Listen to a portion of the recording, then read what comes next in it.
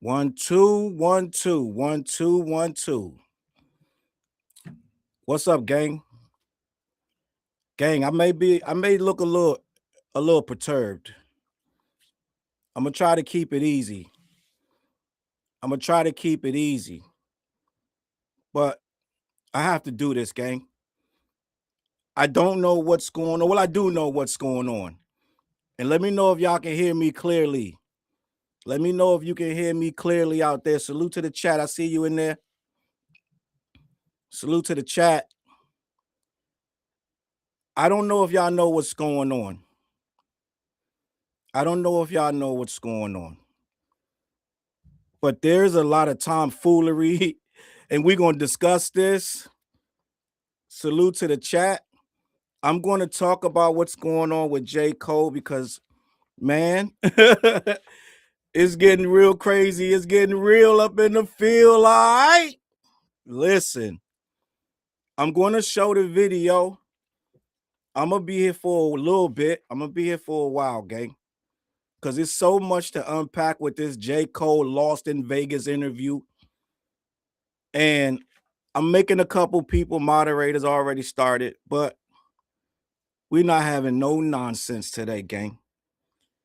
Because like Mobb Deep said, there's a war outside.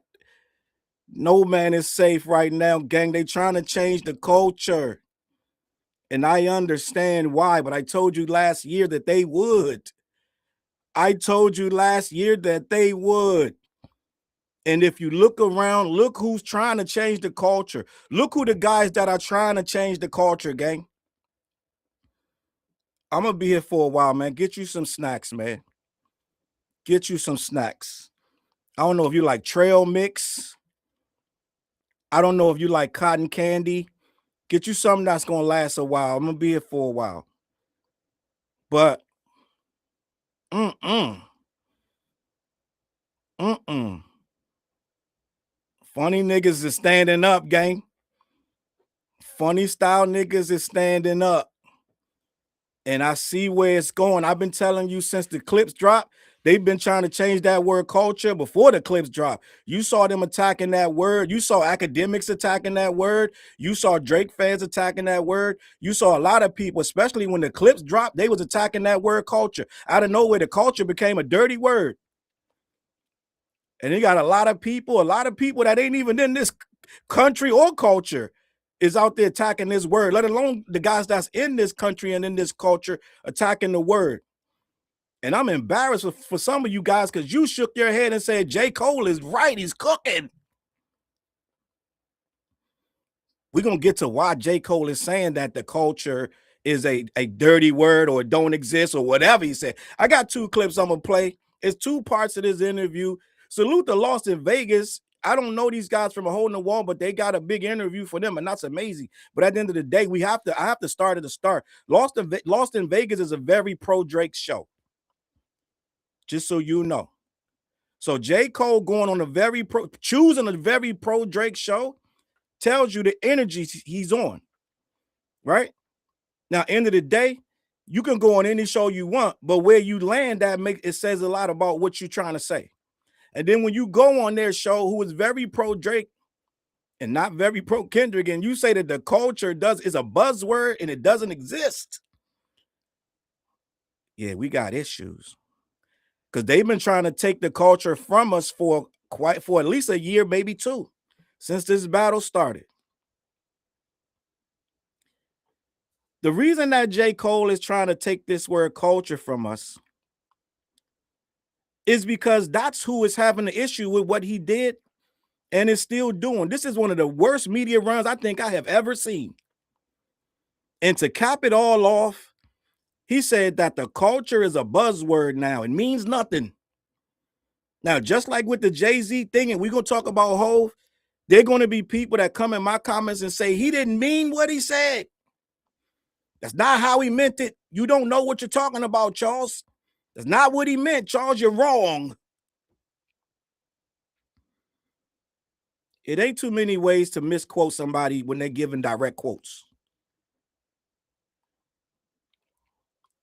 So when they get away from That's not what he said. They're going to lean into, he's right. It ain't no fucking culture. So it's going to go from he didn't mean it that way to there ain't no culture. He even went so far as to say it's paid, but it's paid by this guy and that guy and the third to farm engagement. Now he's going to discredit the whole culture. Now it ain't no culture. I say let me start. Let me start here. Let me start here. To defeat something that's against you, you have to minimize it and reverse whatever's good about it. You got to start at the start. You can't defeat the word culture unless you diminish the word culture first. Just like, and I'm gonna say something, and your first knee-jerk reaction gonna be like, damn, the fuck you going with this? But Black Lives Matter was diminished. When that first happened, wasn't no paid, wasn't no Soros, this and that and the third. When that first happened, black people were really upset about Mike Brown, Trayvon Martin, and others who were dying at the hands of individuals that were perceived to be in power. And I 100%, there was some black girl somewhere and she just wrote, Black Lives Matter. She was just sick of the shit. It was obvious that we weren't being looked at as we mattered. It wasn't a whole program. It wasn't this, that, and the third. But after a while, it became a little too powerful. It was a hashtag that started to mean some shit. So guess what they got to do? Diminish it and bastardize it and take it from you. And we're going to talk about that because Cole goes in his interview talking about slang words that get taken by white girls. Now they don't mean nothing. He says it's some girl in Idaho or wherever he's talking about that she took the word T from black girls and now it diminishes our slang. Cole was on some shit, gang. Cole so far left right now, or right, depending on how you look at it, that he's saying anything to diminish everything black. Everything we do is saying, he basically saying if it can be mimicked on the internet, then it ain't cool no more. Right?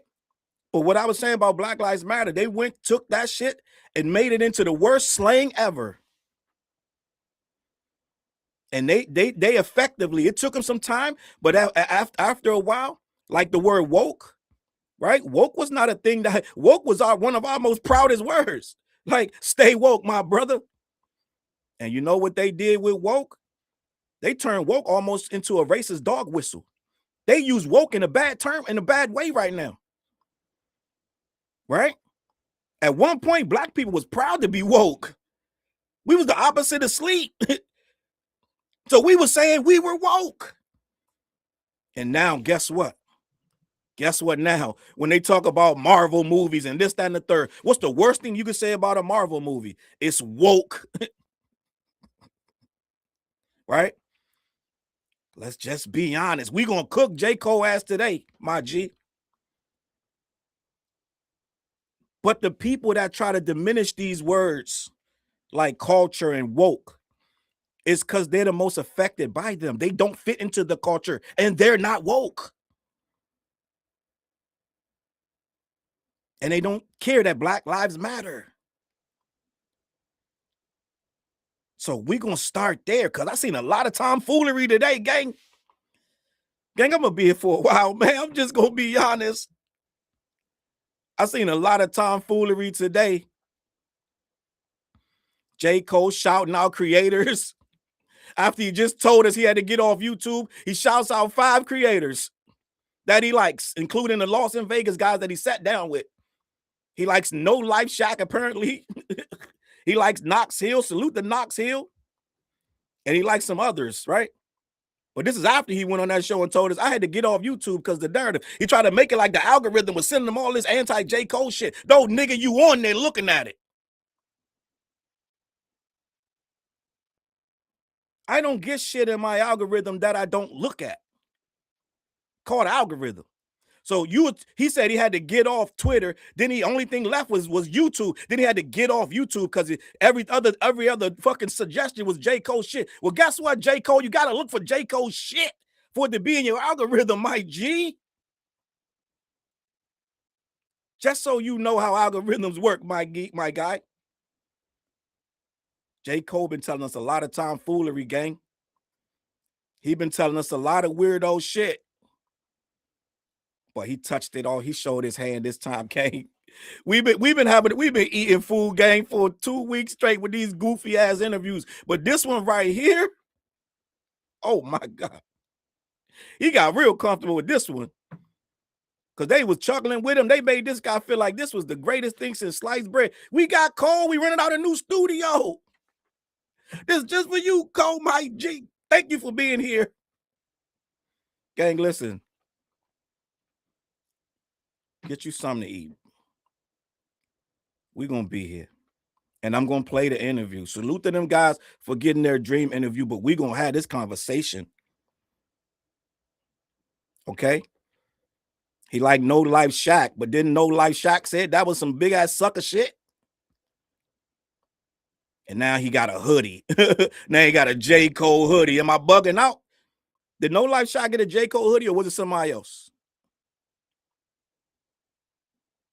See, J. Cole like the pro J. Cole channels, then that's fine. But J. Cole also tried to act like he don't watch the YouTube channels because it's too much, it's too distracting. He told us a week ago that he had to get off YouTube. I think it was Nadeska.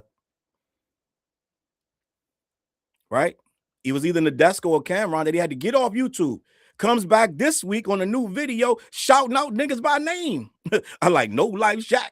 I like Knox. I like this guy, that guy, and a third. And I would love to do their podcast. A lot of motherfuckers that you can do that's going to really ask you some questions. But I told y'all he had Cameron up there looking like puppy dog eyes Slim. He had Nadeska up there with the puppy dog eyes. They can't even get a word in edgewise. Is my mic good? Are y'all hearing me? What's going on? I'm gonna have this conversation because you know what it is too. This is the deal right here. This is the deal right here. This culture word. And the problem with the culture, the problem with his statements on the culture, I feel like a lot of people want to diminish the culture when the culture ain't behind them. You'll never hear the clips talking about ain't no such thing as the culture. Right? Now, the culture ain't perfect. And we've heard Kendrick say things about the culture, this, that, and the third, and that Heart Part 5, if I'm not mistaken. But he was making a greater point about things that happens in the culture that ain't always this, that, and the third. He never said it don't exist. But we gonna have a conversation. I love that I'm watching his interview and J. Cole has a whole diatribe about biases. Like the other YouTubers are biased and you guys are not. These the guys that literally went through the Not Like Us, said there wasn't one bar in there till he said A minor.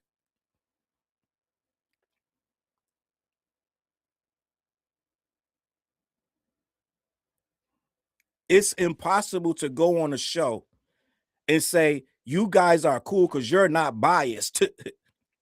I like shows that's not biased. And then you go to their platform, which is 100% biased. You guys just do the music. You don't get into all the other stuff, the antics. Gang, this ain't me making this up. This is what Cole told these two guys. You guys don't get into the nonsense.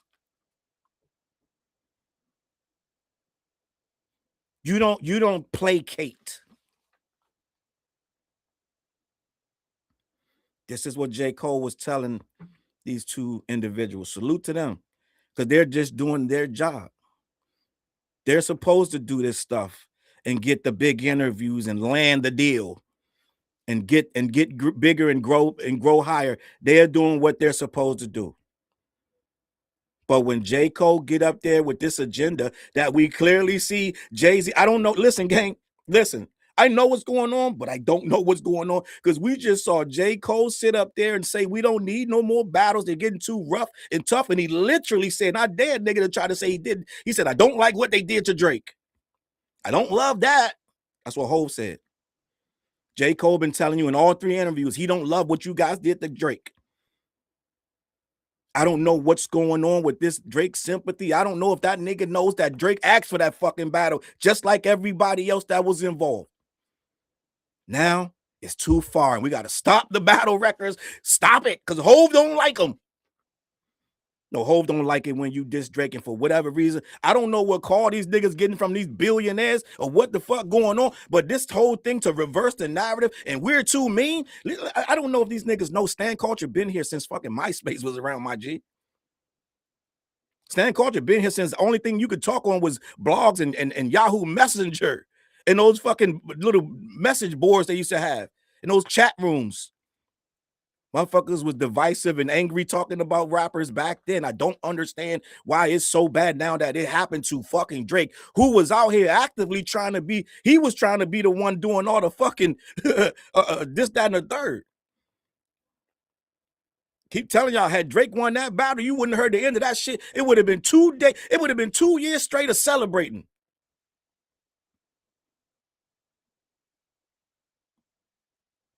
But since he lost, and Kendrick went on to eat the food. I told you he eat what he killed. Since he lost, now they want to reverse everything. The culture's too mean. The culture's too foul. It's too much of rhetoric. You can't have battles no more. So let's end the battles. As if Kendrick created Stand-Em. This nigga J. Cole hasn't stood on one goddamn thing in any of these interviews. Everything they ask him, I didn't know it was like that. They asked him about the line where he calls Jay-Z the so-called kings of his rap things. And they asked him straight up, like, was that about Jay-Z? Like, I don't even know why y'all took it like that, because I didn't mean it like that. Every single thing J. Cole says in these interviews was misconstrued by us.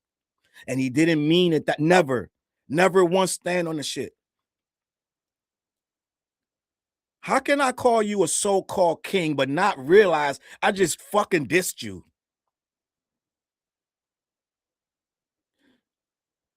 Everything that has been asked of J. Cole, he has been playing like he can't understand why you see it that way. And that takes me back to the culture, because in the culture, it's rules, nigga. And this is the thing.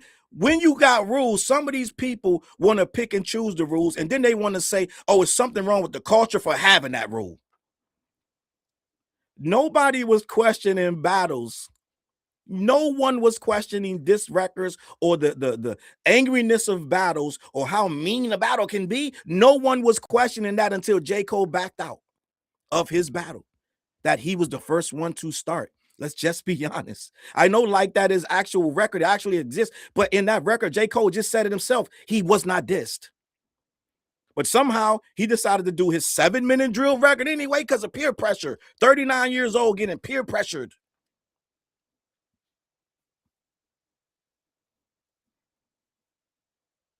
And I might do it again because I read the lyrics of 7-minute drill last stream I did, and them lyrics is heinous. You can't visualize what he really was saying unless you hear those lyrics. You cannot visualize how nasty J. Cole got unless you hear those lyrics. I think I'm going to read it again because I need you to understand how fucking pathetic this nigga is on this run right here. Making it like, oh, shucks, I didn't know. I didn't know. You guys took it that way. This fucking paper thin ass act that Cole is going through. And now you're shouting out creators. When you just, dog, let me explain to you how ridiculous this shit sound. Just last week, when he was on the Deska show, and he came out basically saying that these creators are saying and doing way too much, and they're the problem. He literally was saying that. And then guess what happened? People was in my comments. He's talking about you. Well, these are all the creators that are critical of him, I guess, because this week he's shouting out creators and reactors. Last week, it was the problem was creators and reactors. This week, he's shouting out creators and reactors that he likes.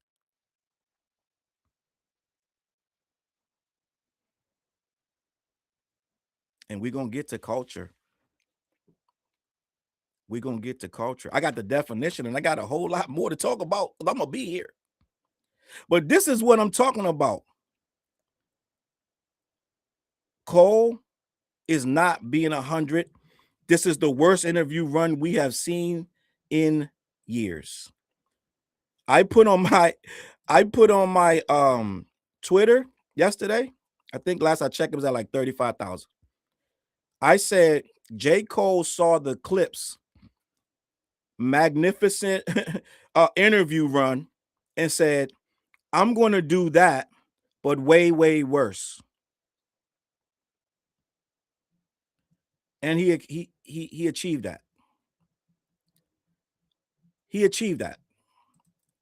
It's way, way worse than the Clips run. And we're going to get to the word culture. I promise you that. We're going to get to the word culture because J. Cole wants to eliminate that word. You know what? Let me explain something to you. As they try to eliminate the word culture and make it like a buzzword and make it like it's being bought and paid, right? It's bought and paid.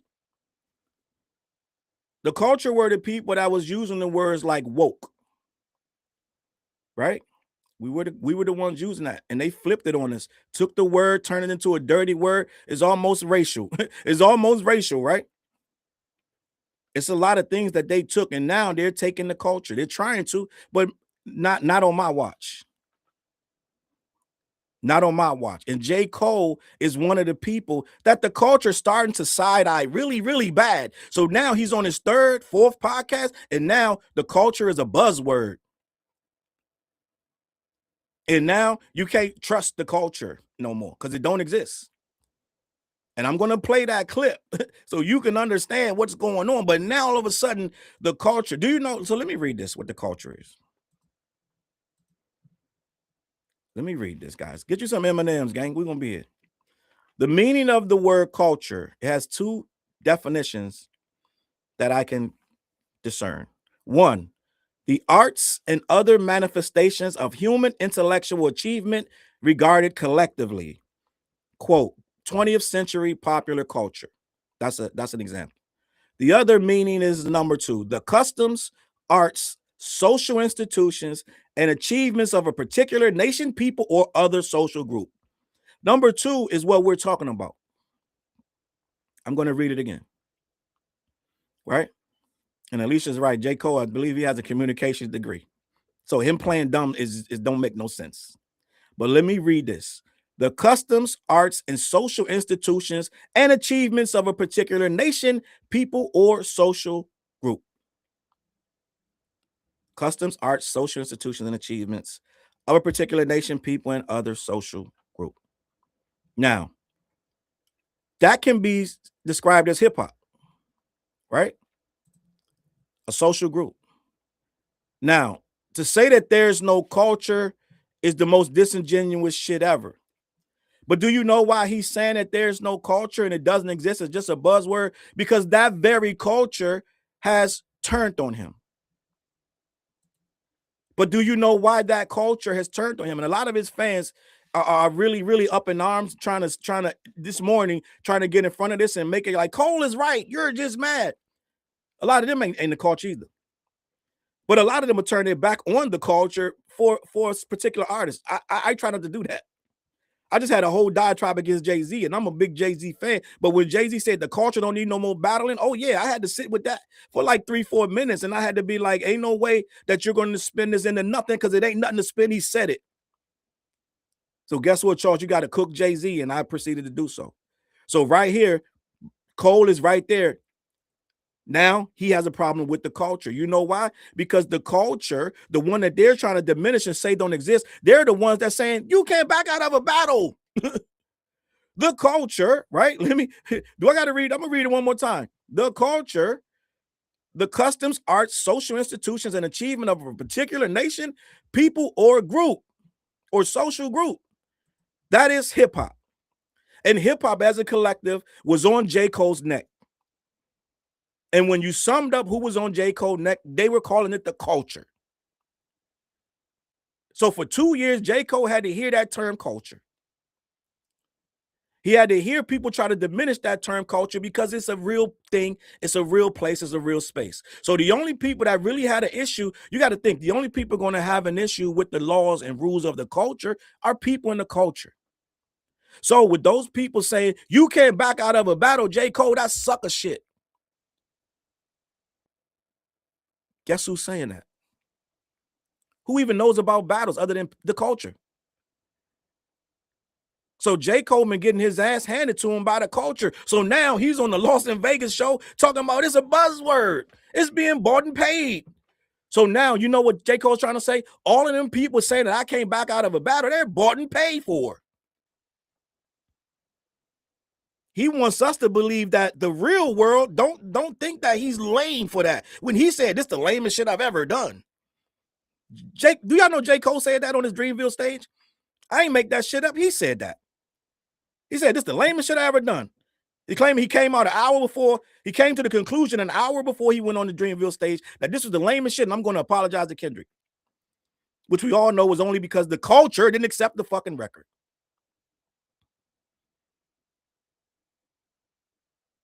Okay? And I'm probably going to read them words because I need the J. Cole fans to understand. This nigga said some really fucking heinous shit to K-Dot. J. Cole's record, 7 Minute Drill, I'm just going to be honest in case you niggas don't know, that record is worse than all of Drake's records combined. Them lyrics for 7 Minute Drill. They're worse than Family. He says some really nasty shit to this guy. But he keeps trying to convince us that that's my friend. Then you go on an anti-Kendrick podcast. Okay? But that's your friend. You keep telling us that that's my friend. Then the Drake fans get in my comments and say, I'm sorry, the J. Cole fans get in my comments and say, what are you not getting? He didn't want to attack his friend. Guess what? He already fucking attacked him. He came to his senses. Yeah, 2 days later. And he kept the shit on DSPs until the numbers came back, the streaming numbers. Then he took it down. Because he had a new deal that he had to meet some requirements of. And nothing better than a good old-fashioned diss record. So we're going to have this conversation because there's a reason J. Cole is saying that the culture is a buzzword and it don't exist. There's a reason. He went on this diatribe about slang, this, that, and the third. But there's a reason for these things. J. Cole has been doing a lot of thinking about this. He's been watching a lot of YouTube videos like my shit. Because I'm sure after you went through that algorithm and you watched this one and that one about Cole, another one came up and one of them shits wasn't good about J. Cole. One of them probably was me talking shit about J. Cole. But you know why? I don't talk shit about J. Cole because I don't like J. Cole. I talk shit about J. Cole because I represent the culture. And J. Cole is trying to destroy that word right now. If the culture is just a buzzword, this just food for thought.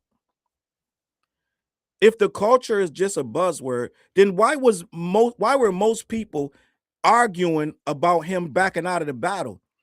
You can only get but so much out of paying bots.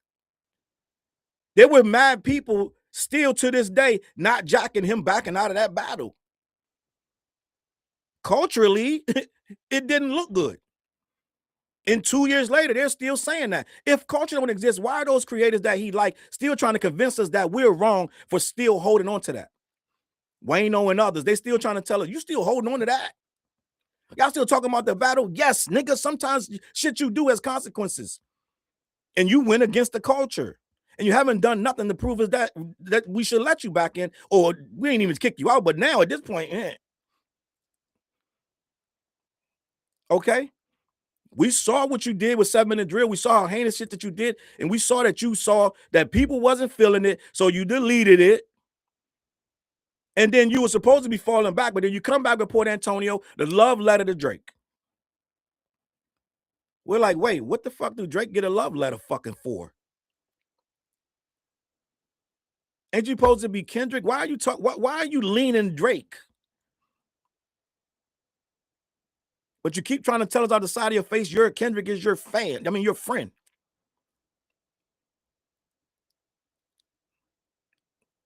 Then we get this weird ass grippy verse. And then now we're supposed to be worked up about the fall off randomly out of nowhere. And for some reason, Cole got us now trying to still discuss the battle all over again. They want to tell us like we keep bringing up the battle when Cole come out of nowhere on these interviews, got nothing. Every single interview he's discussed it. Then they go in my comments, you reactors, you're eating off Cole. If it wasn't for Cole, you wouldn't be eating. Like I'm bringing it up. Cole is bringing up this battle. Cole is talking about this. He went on camera on show with that contrived ass skit. Lawyers, man, G. Like, what you doing, gang? Y'all made a whole skit for the interview and try to pretend like in the interview set. Where we at? Hold on. So what I'm trying to say is, how are we here? How did we get here? How did we get here with Cole? The reason that they need this culture word to die, because then the codes die. If they can discredit the culture, the people like me and you, most likely, that's watching this, the people like me and you that stand on business with this hip-hop shit, then they can say, well, then what are we talking about? There was no breach of contract, there was no breach of code, and there was no breach of culture. If they can discredit the whole thing we stand for, there are codes in this hip-hop shit. I'm just gonna be honest with you. Certain shit you don't do, right? Like you don't actively try to sleep with a man's girlfriend, which seems to be on brand with the niggas that run in this little circle that don't want no more codes. But all of a sudden, they don't want no more codes. They don't want no more. They don't want the culture. Cole has been doing a lot of suspect shit lately with these interviews, and this is the bottom line. This Cole, I want to talk about the other stuff that he's saying and done in these interviews. We're going to get to that, right? We're going to get to that. But I want to stay focused on this culture thing because a lot of people were on my post. He's right. Culture's dead. Culture's done. Ain't no such thing as the culture. Why is no culture? Because a lot of you guys have decided to pick one man over what the culture stands for. We've been battling for 50 years, but all of a sudden, because Cole backed out of a battle, we don't need to fulfill our battles no more. We don't need to do that. What are we doing that for? It's to the point where you can just do anything. You can bow out. You can jump in, this to do most heinous shit ever. Then you could just bow out, go about your business, and you get praised for that. You get praised for bowing out of the battle. You get praised for growing up.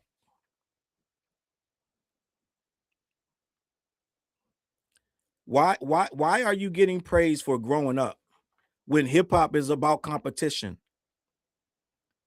It's not immature to battle. So why are we calling him? Why are we saying he grew up? He matured. You still rapping, ain't you? You still putting your pen to paper. You still calling yourself the best rapper. Guess what? In the culture, you can't call yourself the best if when the best come around, you fold up. When the best come around, you go on stage and say, how many of y'all love Kendrick Lamar? As do I. Put a fist in the air for K-Dot. When you've been telling us for 3 years plus that you're the best and you're Muhammad Ali and nobody better step to you. And I've been saying this for weeks. I put your favorite rapper neck in a noose. You've been saying that for months. And then when somebody arguably ready to go and scrap for that best title, now you shoot your shot, you swing, you miss, you get on your moped and you go right off. At that point, you're out of the conversation, but you want to be let back in. And we had a lot of think pieces about how we're holding on to outdated this, that, and the third. And if I'm a thinking man like J. Cole, I'm gonna say, well, what's keeping these people from being on my team again and giving my album a chance? This fucking culture. So guess what he got to do? He got to diminish that word for me and you. And if I'm a Cole fan who really ain't into hip hop like that anyway, let's just be honest. I'm gonna say some real shit right here, right now. I don't watch basketball no more like that. Really, never. Because I was a Jordan fan, right? I was a huge Jordan fan. And when players like Jordan, other players of that ilk left the league, Reggie Miller, a lot of guys I can name. I can say the name Tracy. I can name a bunch of people. But as they started leaving the league, I started to diminish my desire to watch basketball. All right. Now, I know about fouls and I know all the call. I know the rules of basketball. But if you were to say, okay, Charles, are you still a basketball fan or are you a Jordan fan? I'm going to have to be honest. I'm a Jordan fan. So if Jordan says this and Jordan says that, a lot of times I'm gonna say, well, Jordan is right about this, that, and the third. Even though I know that the basketball players now don't feel that way, they don't play like that, or whatever the case may be, or it's against the code of basketball, right? If I'm just a guy that just watches something, I didn't get into it because I really was in basketball before Jordan. So, but it just stay focused. If I'm a guy who only liked basketball because of Jordan, then I'm going to agree with everything Jordan says and does.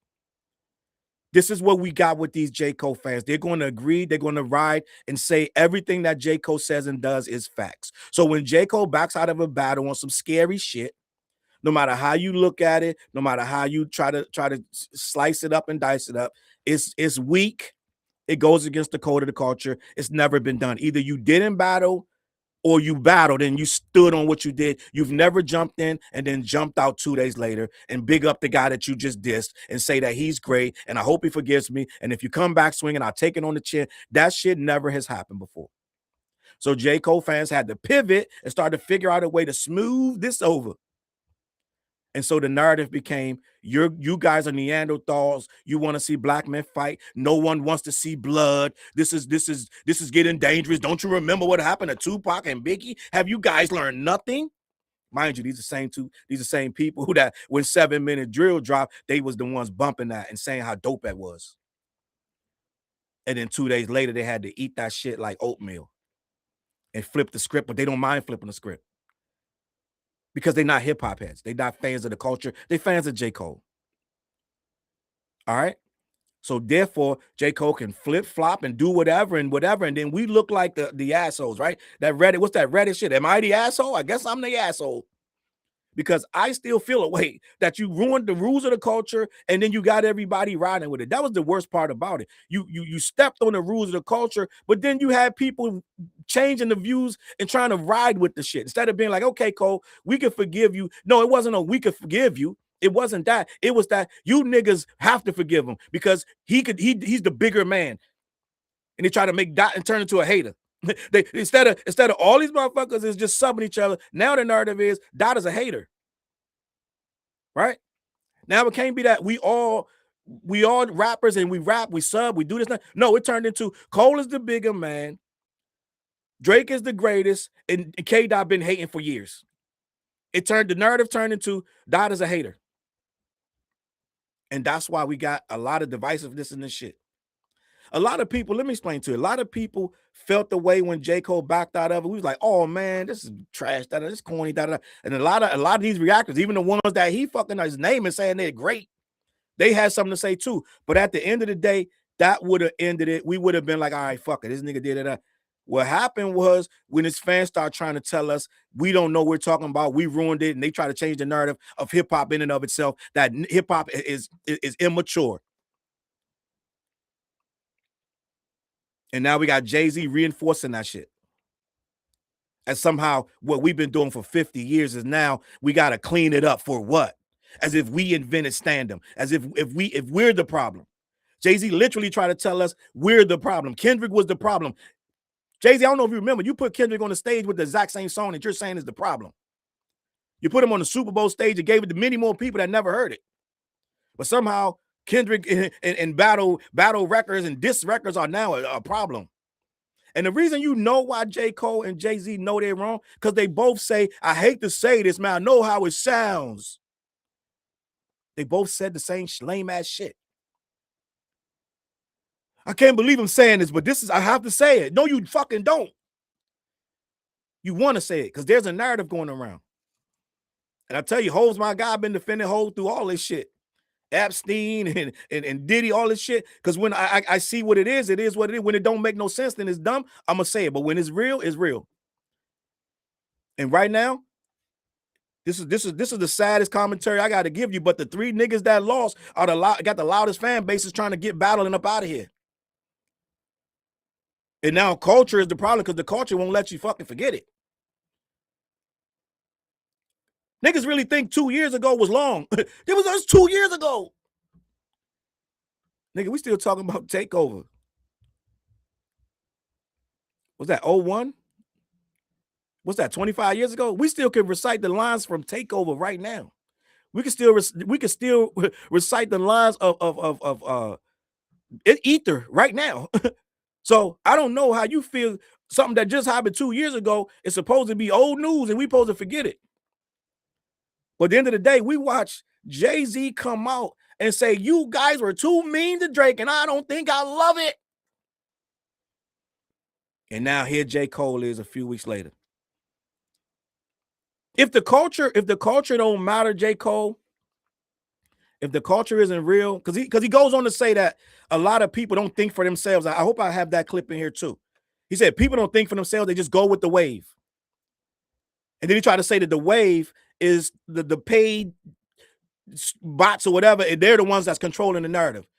It can't be that motherfuckers really just feel that this shit was lame that you did. It has to be something that's paid from on high, and they don't really have nothing to do with what's going on. So if the culture don't exist, answer me this question, Cole, and everybody else listening. If the culture don't exist, why it took rappers a minimum of a year to come out and say anything positive about Drake? I need that answer because Drake wasn't getting no support. There was no one. When this shit was thick and them 6 months was there and we was not like us was clearly running shit and you couldn't get a rapper to open his mouth. But the culture ain't real. These niggas was deathly afraid. Like Harry Potter and the Deathly Hallows. They was deathly afraid to say something good about this nigga. Now that the smoke is cleared and the streaming numbers are back up. And now he's the #1 streamed artist in the world. Why is Jay-Z coming out when this guy's supposedly the #1 streamed artist in the world? What are you trying to do? Why is Cole hoping? I hope Iceman go crazy. Why? Ain't he the #1 streamed artist in the world? Why do you care? Why are you out here caping for this guy? Why are you out here trying to diminish the culture? You know why? Because none of that shit matters to the culture. All them streams is for old shit. That new shit is goony goo goo. So you could say, yeah, he's the #1 streamed artist on Spotify from June through July. You could say all that shit, but you know, this new shit is not popping whatsoever. It's the old shit that I keep telling you that UMG made sure it popped again because they did not want to lose the lawsuit. It's still allegedly, it's still in litigation. It's supposedly, it's an appeal, right? For the lawsuit that was dismissed, right? Salute the Judge Jeanette Vargas. You have been officially added into the culture. We could subtract 4-5 niggas and let her ass in, right? Because Judge Jeanette Vargas understood hip-hop better than Drake. Drake paid lawyers God knows what kind of money to sit there for a goddamn year over a case that was going to get thrown out regardless, and he's still paying them. He's going to fucking spend all his stake money again because they're going to throw the shit out again.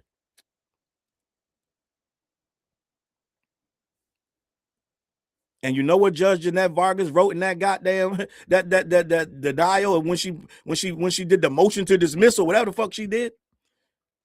She wrote The Rules of the Culture. Ain't it funny how that shit come back around? The Rules of the Culture. It's a non-actionable quote. The quotes on Not Like Us are non-actionable. Any sane person will know that this shit is hyperbolic. And guess why? Because that's for the culture. So now J. Cole is on the Lost in Vegas show saying the culture don't exist. It don't exist. Gang, we got a lot to discuss. The people that's saying this, and there's a lot of people out there saying, good interview. No, this is terrible. This nigga been saying some really weird shit lately. And the culture, which he's desperately trying to get. Let me explain something to you. Let me explain something to you right now. Drake, J. Cole, and Jay-Z, right? What really matters to these guys, all of them streams from South Africa and France and all over the world, and all of them streams from little girls in Idaho and little boys and wherever in Tampa, Florida, all that shit. But them people that's just pop or people that love these guys and that's their fans, they really don't care about that, gang. Let me just let you in on a secret. The streams sound good and it's good to buy boats and all kind of shit and take private flights. But what really, really matters to these guys, gang, in case you don't know, is legacy. It's legacy. And you know who writes the legacy on these rappers? You guessed it. You was right. What's homeboy name? Mako, OG Mako, whatever. Tell me what's homeboy name with the you guessed it. OC Mako, OG Mako, rest in peace. Guess who writes these legacies? And J. Cole has a little thing in here about classics. Guess who says what's classics? Guess who says who belong in top fives and top tens? You guessed it, the culture. So you can either diminish the culture or try to control it. Funny thing about the culture, you can't control it. You can't fool it. You can't change it. You can't make it into what you want to be, because there's a lot of places like barbershops and skating rinks and this, that, and the third that they already made up their mind because the culture has a way of doing business. These guys want the culture to love them. Okay? When all this shit's said and done, why do you think Iceman taking so long? He's trying to get something that you guys are going to say, that's a classic. Drake could have been put out something with he could have been put out a 20 fucking a song album with all hit records, all pop records. He would have killed all the noise with just doing that. He could have got whoever. I don't know, name them, whatever, whoever's hot, whatever pop star is that third. He could have got him on there, put the shit out, had a whole bunch of numbers run up, bang, bang, bang, bang, bang. Right? He could have got 4 5 little white girls, 4 5 black guys. He could have got this shit. Every rapper that he could have already did this. And it would have did 500,000 first week. Case closed. What we talking about? That's not what he wants, gang. I need you to understand what's happening right now. Do you know what's stopping that from? You know what's stopping him from putting out a bunch of pop records right now? You guessed it. The culture. Because when he put out that record and the culture gets a hold of the record and it's 15 pop records, Afro beats, and this, that, and the third, his fans going to be ecstatic, but the culture going to be like, get this shit the fuck up out of here.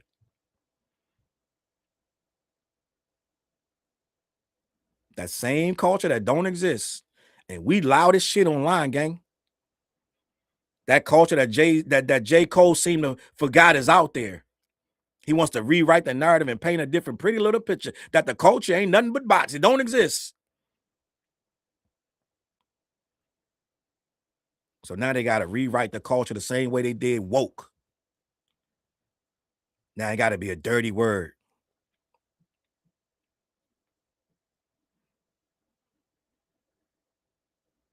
I'm gonna get to this interview, but I just wanted to set the tone. And the thing about this is Cole been saying, I said, you know what? Let me Google. Because he been saying so much ridiculous shit lately. Let me remind my fucking self of all the nonsense Cole been talking over the last couple of weeks. This was the worst interview run. I'm just gonna be honest. Only people could possibly like this is motherfuckers that's just completely tapped out, completely tapped out of the culture, gang. If you're a huge ass J. Cole fan, this is amazing.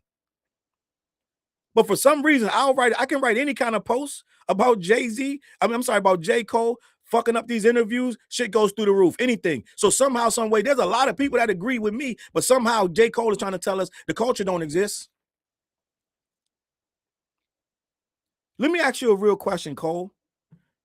Why is there not a whole bunch of pro Drake channels? Because he goes on a tirade about the YouTubers that are blowing up from misinformation and rhetoric about why do people want to watch that, Cole? Why so many? Why have there been hundreds of channels that have blown up since the battle happened? And they clamoring for more information about the battle, but not pro Drake shit. I see the guys start pro Drake channels, gang. They do awful. They do terrible. I'm just gonna be honest. There's some of the worst channels online. They get no traction. People do not subscribe. Why? If there's no culture, why isn't that shit blown up? Ain't he the biggest artist in the world? Ain't he the #1 streamed artist? Well, that shit could be fake by bots that we talking. But why? So why can't somebody in my comments right now say fuck this nigga Charles and just start typing on this shit? Hey, open up a YouTube channel and start doing mad pro Drake content. Three pro Drake fucking things a day. Because the culture don't want to see that shit. That's why. The culture really exists, and we move things. And the culture started to move to YouTube, and everybody that was telling this shit like it is, we're getting a good fan base, such as myself, my G. That same fucking culture that you're trying to erase right now by saying whatever, and I'm going to get to that. But if there's no culture, why wasn't people defending Drake back then? None of the artists that's supposed to be his bands. Why was everything that Kendrick did was looked at as fucking from heaven sent? Even you, right? Why was that heaven sent?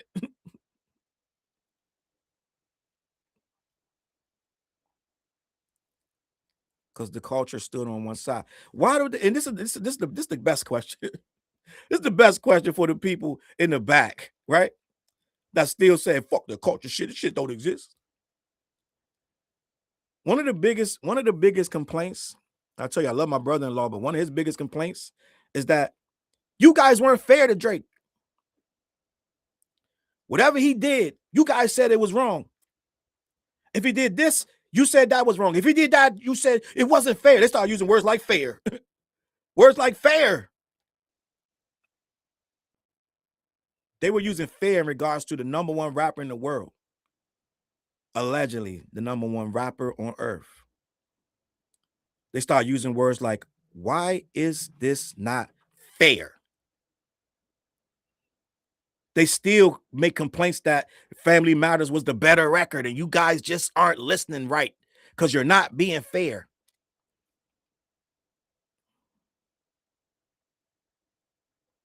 Why do you think that they weren't fair?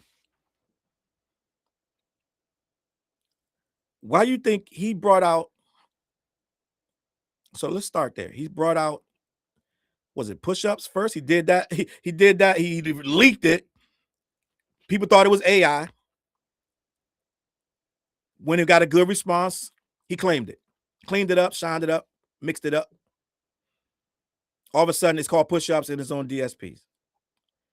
Then that wasn't enough. He came back with Tailor Made. Used Tupac voice. Used Snoop's voice. Snoop retweeted it allegedly, right? The culture was like, hell fucking no. His fans they going to Google in the comments going crazy, doing dolphin flips. But the culture was like, get this shit out of here and take Tupac name out your fucking mouth.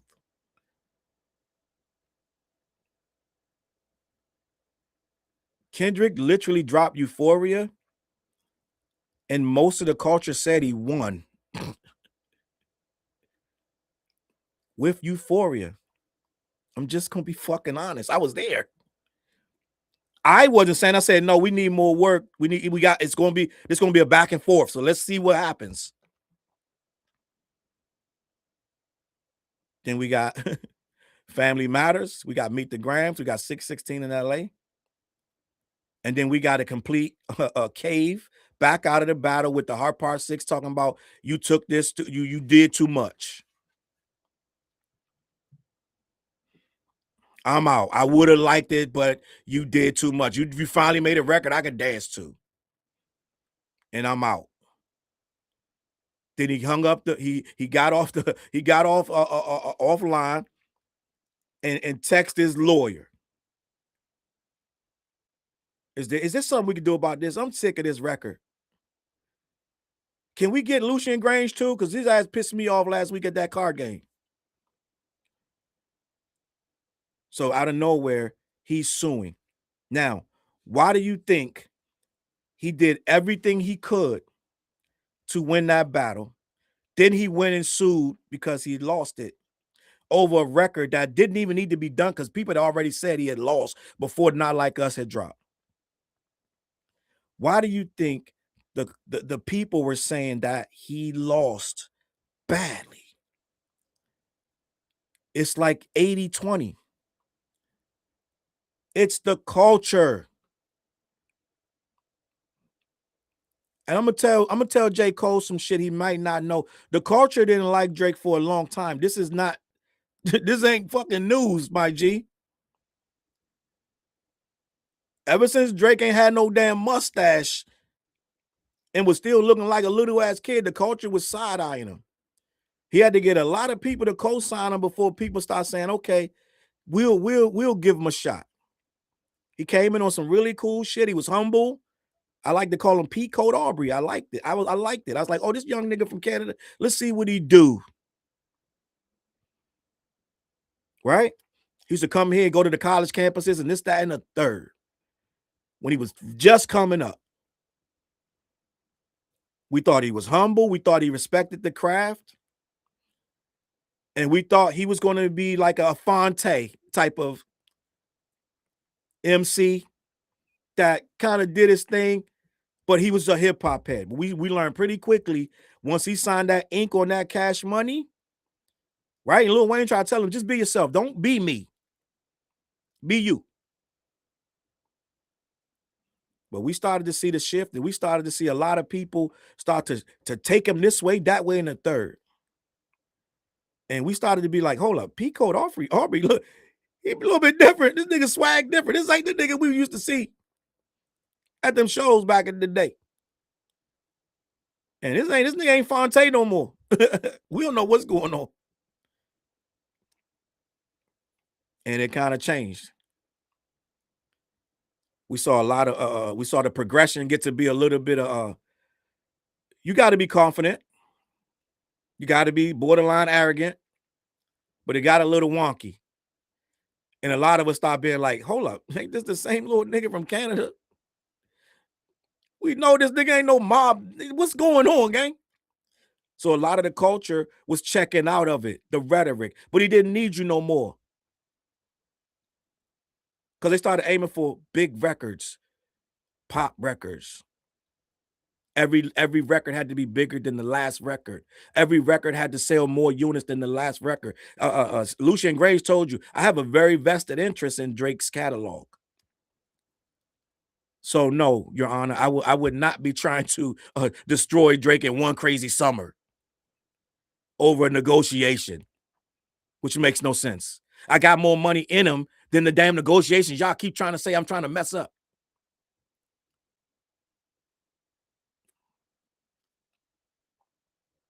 I don't know if you guys know how this works, but this guy is not going to mess up the cash cow. So no, there was no conspiracy to ruin him, but he had to make that because all of this is over the battle, gang.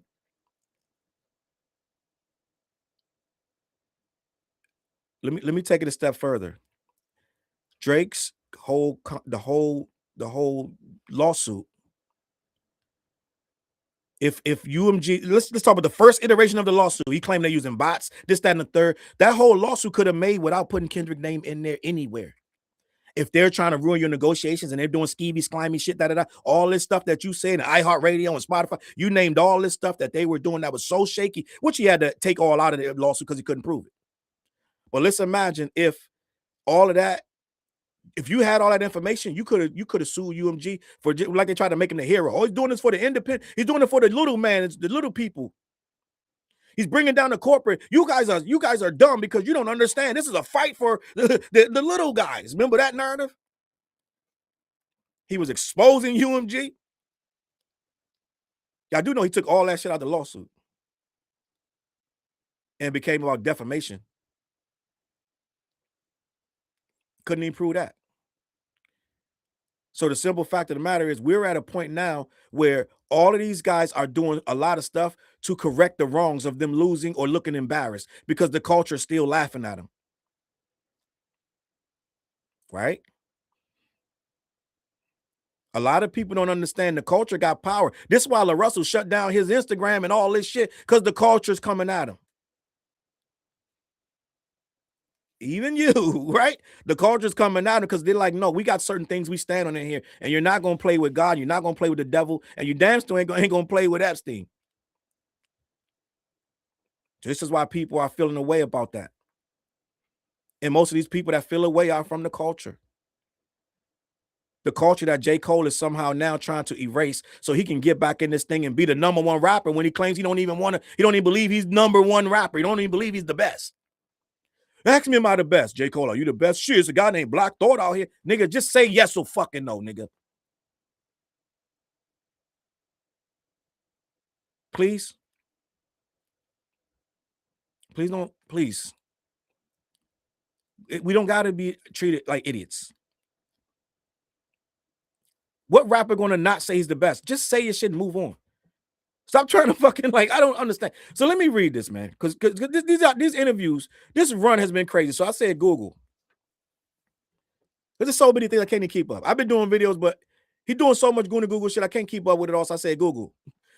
What's going on with the J. Cole recent gaffes and fumbles in these interviews? So the Google said, based on J. Cole's recent interviews in March of 2026, particularly with Cameron and Talk with Flea, and on the 7 p.m. in Brooklyn podcast, here are the most notable and controversial takes surrounding the rapper. His regret over the Kendrick Lamar diss and 7 Minute Drill. I don't know a rapper who regrets defending himself. According to J. Cole fans, he was defending himself. Why do you regret doing that? Well, let me read it. He said that the 7 Minute Drill was a misstep, that he felt terrible and he went against his character. He revealed he apologized because the song felt like it was giving life to negative storylines and dividing the hip-hop community. Nigga, you wrote every single negative storyline in the shit. He make it like them shits popped up out of nowhere. You wrote that shit. I told you the record is heinous. I'm going to read them fucking lyrics before I leave. It's the most heinous shit a rapper has ever said about another rapper. I'm just going to be honest. He said some weird, I know people forget how crazy 7 Minute Drill is, but I'm going to remind you. Because when I read it last week, it was like, yo, this nigga really said this shit. But that's his friend. And he goes, oh, you niggas believe that? He said this on camera. I don't know if y'all watched the Cameron interview. He said, yo, no, wait. What if Dot believes? Yo, there's no way Dot believes I meant this shit. This is what Cole said. There's no way K Dot believes I meant this shit. Nigga, you wrote it and put it out on DSPs. And now your friend is supposed to believe you didn't mean a word of it?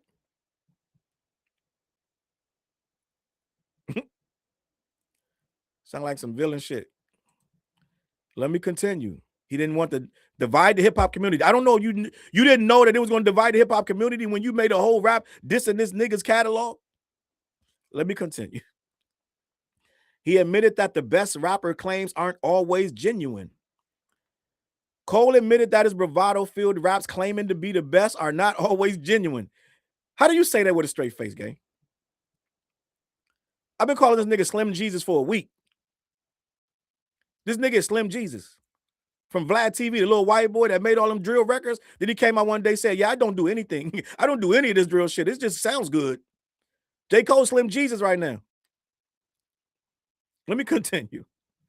Cole admitted that his bravado-filled raps claiming to be the best are not always genuine, stating, quote, on any given day, artists like Black Thought, Kendrick Lamar, Lupe Fiasco, and Drake can outshine me. Nigga, that was not the question. That was not the question, my G. He said, are you the best rapper in the world? The answer is yes. Any rapper that says no is suspect. Because for one, you've been saying you were. And for two, you're supposed to say you were. And for three, your fans been saying you were for 10 fucking years. But let me continue. His neutrality in the Drake-Kendrick beef. That's another take that some of us felt a little ways about.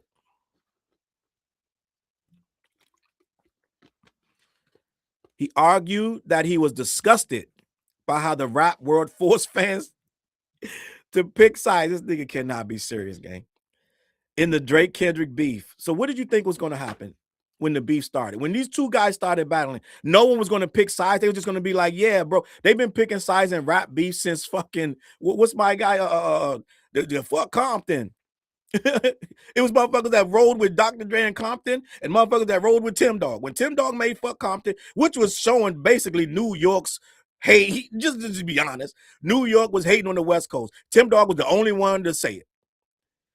And back then, people took sides. They take sides in the culture. It is what it is. I don't care how sweet you sound when you're trying to diss another guy. Somebody going to take your side or his. It is what it is. So now it says that he was disgusted about how the rap world forced fans to pick sides in the Kendrick Drake beef. The rap world forced them. No, they just chose sides, my G. They had already chose sides. Newsflash, nigga. They already had chose sides before the battle happened. It wasn't nobody on the fence like this. Let me hear what they say.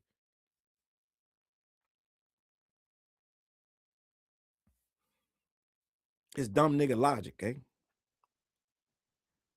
Even if it was a neutral nigga, he's sitting there like, let me hear what they say. But he already has his mind made up who's going to win.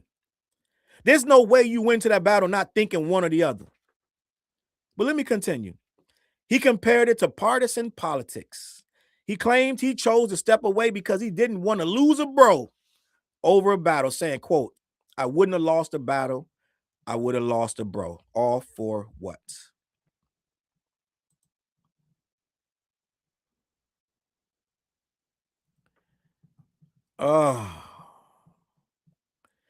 Some people say that J. Cole was saying he would have won that battle.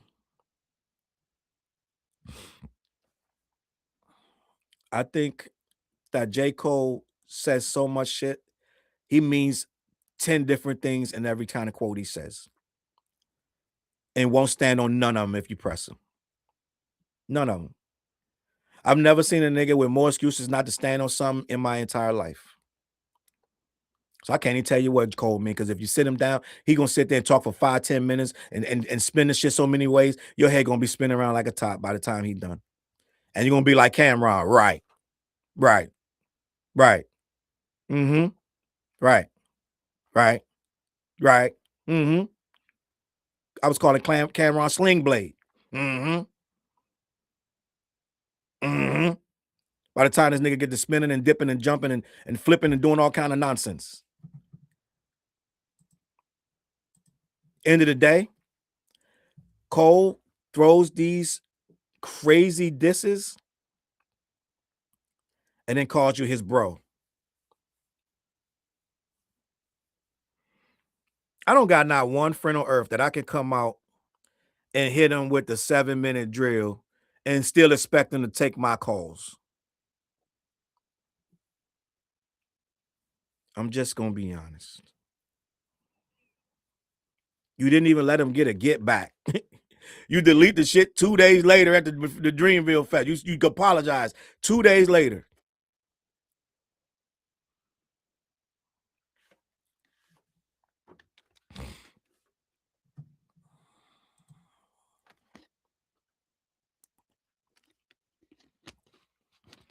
And guys, I ain't even get to the video yet. Let me finish what he did. The more things that he said. Oh, wait, there's more, my G. Right? On this infamous run, right? I done had an infamous run. Yeah, this run is infamous, all right, for being awful. Then he confirmed the physical fight with Diddy. Cole confirmed the long-standing rumor that he and Diddy had a physical fight, an altercation, but he didn't want to go into it. Hold on, where's this thing at? I'm trying to get this chat. Salute to the super chats, man. But he didn't want to go into it because he didn't want to kick a man while he was down. Gang. I don't know if y'all saw that video, Diddy kicking Cassie while she was down. I don't know if y'all saw that. Cole wants to defend Diddy. You physically had to put hands on Diddy, but you want to defend him or try to lessen any of his embarrassment. It's weirdo behavior, gang. I'm just going to be honest.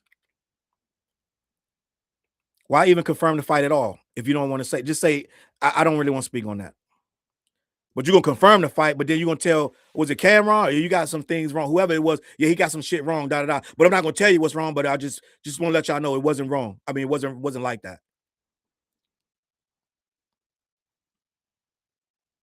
Because the narrative was it was over for Kendrick. It was some shit about Kendrick or some shit, if I'm not mistaken. End of the day, somehow, some way, Cole now don't want to really kick Diddy while he's down. So let me get this straight. The culture don't exist and Diddy should be protected.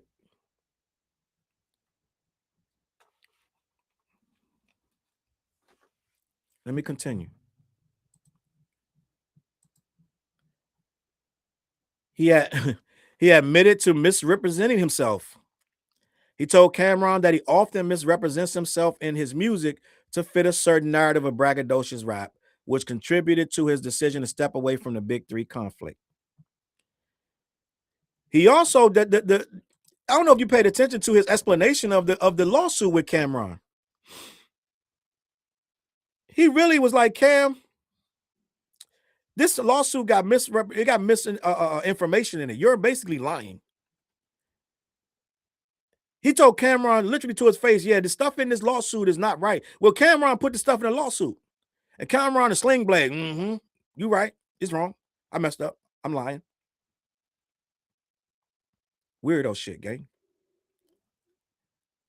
But they fall to pieces when this dude J. Cole coming in because he knows how to manipulate the conversation.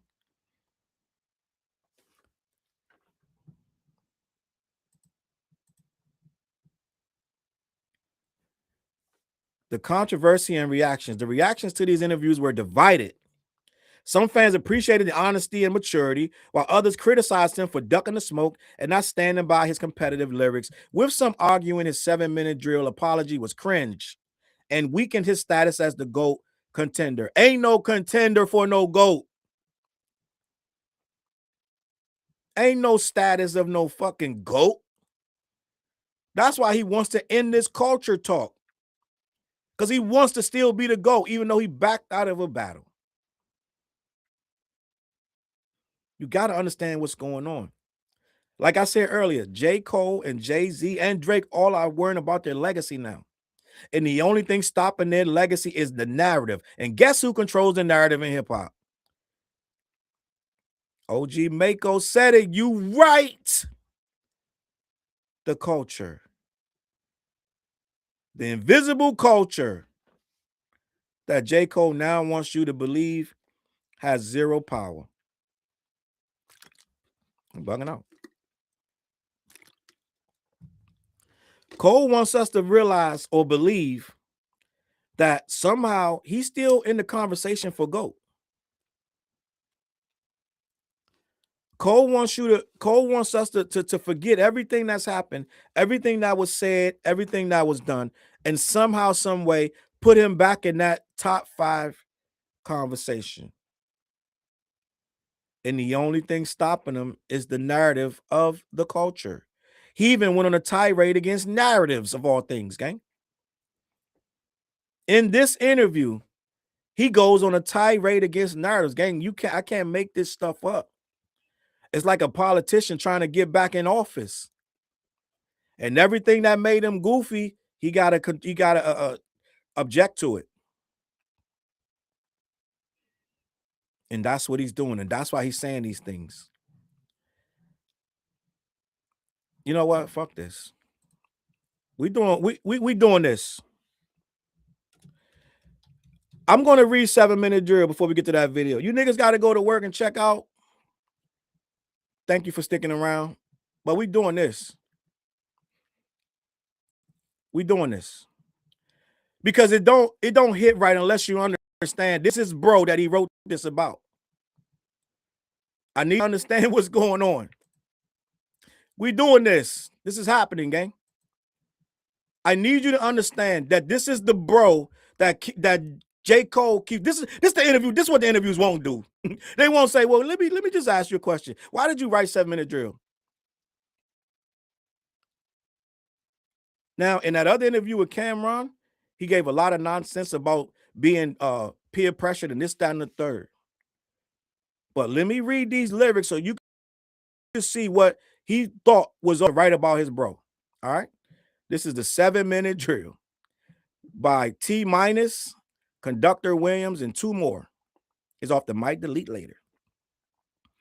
7-minute drill serves as an anticipated response to K. Dot's disses on Like That, which were aimed at Cole and Drake, establishing the track as a warning shot. All right, let's get into it. The intro. Yeah, turn it up. Yeah, turn the vocals up. Let's get it, Cole. Light work, like it's PWC. It's a cold world. Keep that heat under your seat. I got a phone call. They say that somebody dissing. You want some attention, but it come with extensions. My dog like say the word. He on bullshit. He itching. Done putting so much work in these streets. He got a pension.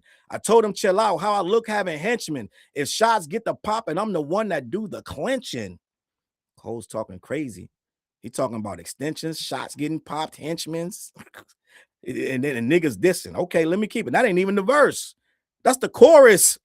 That's the chorus. So let's get the verse going. I came up in the Ville, so I'm good when it's tension. He's still doing shows, but fell off like the Simpsons. Your first shit was classic. Your last shit was tragic. Your second shit put niggas to sleep, but they gassed it. Your third shit was massive, and that was your prime. I was trailing right behind, and I just now hit mine. Now I'm front of the line with the comfortable lead. How ironic. Soon as I got it, he wants something with me. That right there is saying that Kendrick is jealous. He's ahead of Kendrick, and Kendrick is jealous of him. This is the 7-minute drill that he said he wrote in 7 minutes. All right. We got this drill we do, me and my producer. He make the beat in 7 minutes, and then I write the rap in 7 minutes. So J. Cole allegedly wrote this, according to him, in 7 minutes. Let me continue. We doing this, gang. We got, listen, I got time. Well, he caught me at the perfect time. Jump up and see. Boy, I got here off bars, not no controversy. Funny thing about it, bitch. I didn't add the bitch in there just as J. Cole. Funny thing about it, bitch. I don't even want the prestige. Fuck the Grammys, because them crackers ain't never done nothing for me, ho. Gang, I'm not ad-libbing. I'm not ad-libbing this shit. This is his bro that 2 days later he apologized to. But this is the rhymes that J. Cole wrote. Funny thing about it, bitch, I don't even want the prestige. Fuck the Grammys, because them crackers ain't never done nothing for me, ho. Slugs took my nigga's soul. Drugs took another one. The rap beef ain't realer than the shit I seen in Cumberland. He averaging one hard verse like every 30 months or something. If he wasn't dissing, then we wouldn't be discussing him. Gang. Let me continue.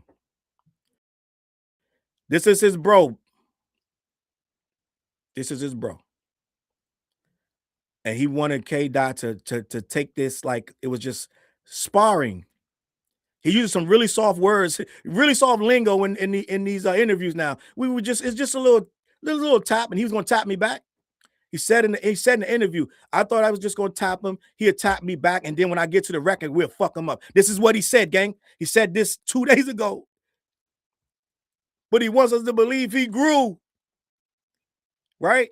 I need y'all to follow me, gang. He wants us to believe he grew up. His fans wants us to believe he grew up and he was the mature one and the bigger man. But he just said on the other interview that 2 days later we'll fuck us. He said, I'm gonna tap him. He gonna hit me back with a line or two. And then on the record, we'll fuck him up. Because he's supposed to drop the fall off. The fall off 8 weeks later. And this is all according to Cole.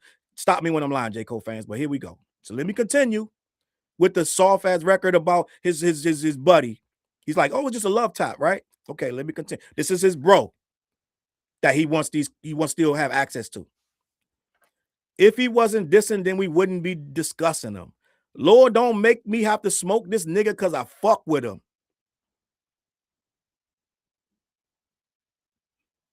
This isn't, I didn't write this shit, gang. But put over this mic, I will humble him. I'm Nino with this thing. This that new Jack City meme. Yeah, I'm aiming at G Money crying tears before I bust him. So he was about to kill Kendrick if Kendrick make any moves out of line. Gang, I can't make this shit up. I'm not going to read the chorus because he has a chorus, right? This record was supposed to be 7 minutes and it was just but he got the chorus. He got a chorus in here. But he wants us to believe it was just some short shit I threw out there and I took it back. Verse 2, gang. It gets worse. I got mixed feelings about these fucking rap niggas. It's over for that cap. We official cap pillars. 2-6. We don't at niggas. We get at niggas. Shoot a nigga lights out. Yeah, my dog stat fillers.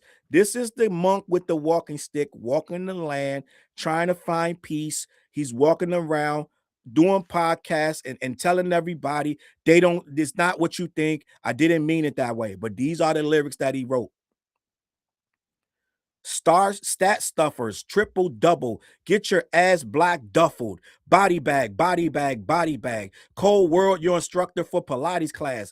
Get a nigga, he said, get a nigga stretched if I feel the disrespect. Your arms might be too short to box with the God who live his life without the pressures of a constant facade. I pray for peace, but if a nigga sees these positive vibes, a Falcon 9 inside my pocket, bitch, this rocket gonna fly. Now it's popping outside like the top of July. My text flooded with the hunger for a toxic reply. I'm hesitant. I love my brother, but I'm not gonna lie. I'm powered up for real. That shit would start to feel I'm not powered. I'm powered up for real. That shit was feel like swatting a fly. So Kendrick is the equivalent of swatting a fly. J. Cole is that big. 4 albums in 12 years, nigga, I can divide. Shit, if this what you want, I'm indulging in violence. Put pictures in my home, aim the chrome at your eyelids, fly pebbles at your dome. We the Stone Temple pilots. This is merely a warning shot to back niggas down. Back in the town where they whipping, working traffic in pounds. My jack jumping about a rapper, making blasphemous sounds, switching sides like a tassel on the cap and the gown. I'm fully loaded, nigga. I can drop 2 classics right now. Ha, let me chill out, man. Conductor. The fall off on the way, nigga.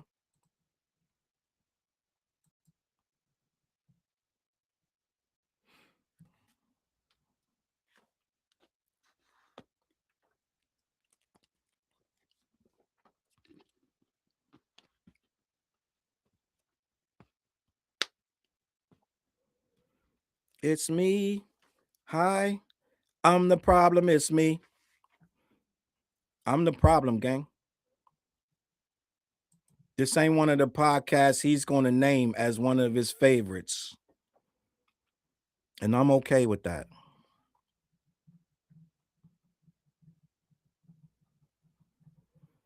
It's me. Hi. I'm the problem. It's me. You heard those lyrics, gang.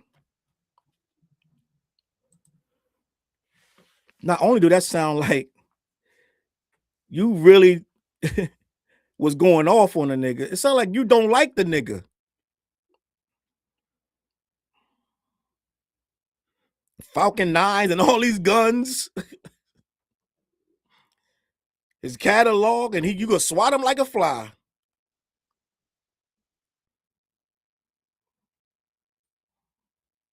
And then 2 days later, you on Dream Dreamville Fest telling everybody put a hand in the air for Kendrick Lamar. But then you wonder why he blocked you. Cole said in that interview he ain't talked to them niggas. He said, first of all, Cole said in the interview that he really only talked to them once a year anyway, even before this battle. He said, I talk to them guys once a year, twice tops in a good year. I don't know how bros you were if you talking to a nigga once a year. I bet you that Jay-Z Kendrick group chat got way more shit going on than that.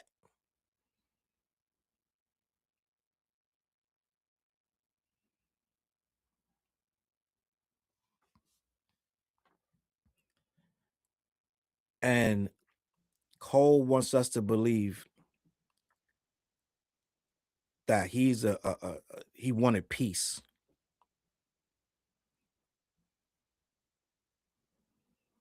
Cole wanted us to believe that he's this enlightened man. That sounds like a fucking gangster. That sounds like a thug to me in that verse. I don't want no problem with that guy.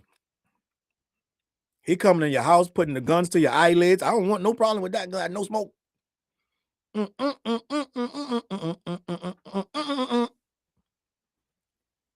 Some Muppet Show shit, gang. But guess who didn't like that record?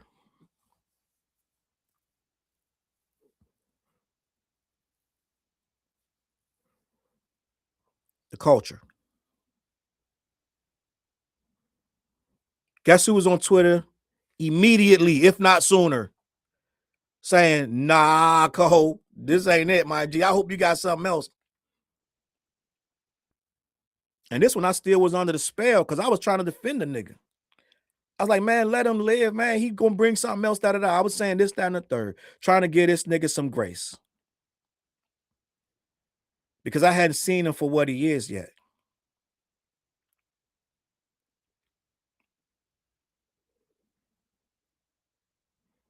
I've been saying for years, I got another review channel. I review J. Cole's albums. I've been saying for years, I highly respect J. Cole's skill. And we need him in hip hop. I've been saying that for years, but I can't get with his music. He makes some good records here and there, but culturally, I'm not reaching for J. Cole's music. And I never said it as disrespect. I said it when I gave his record, when I was doing, I got another channel that I review music. Gave the nigga album, I think it was,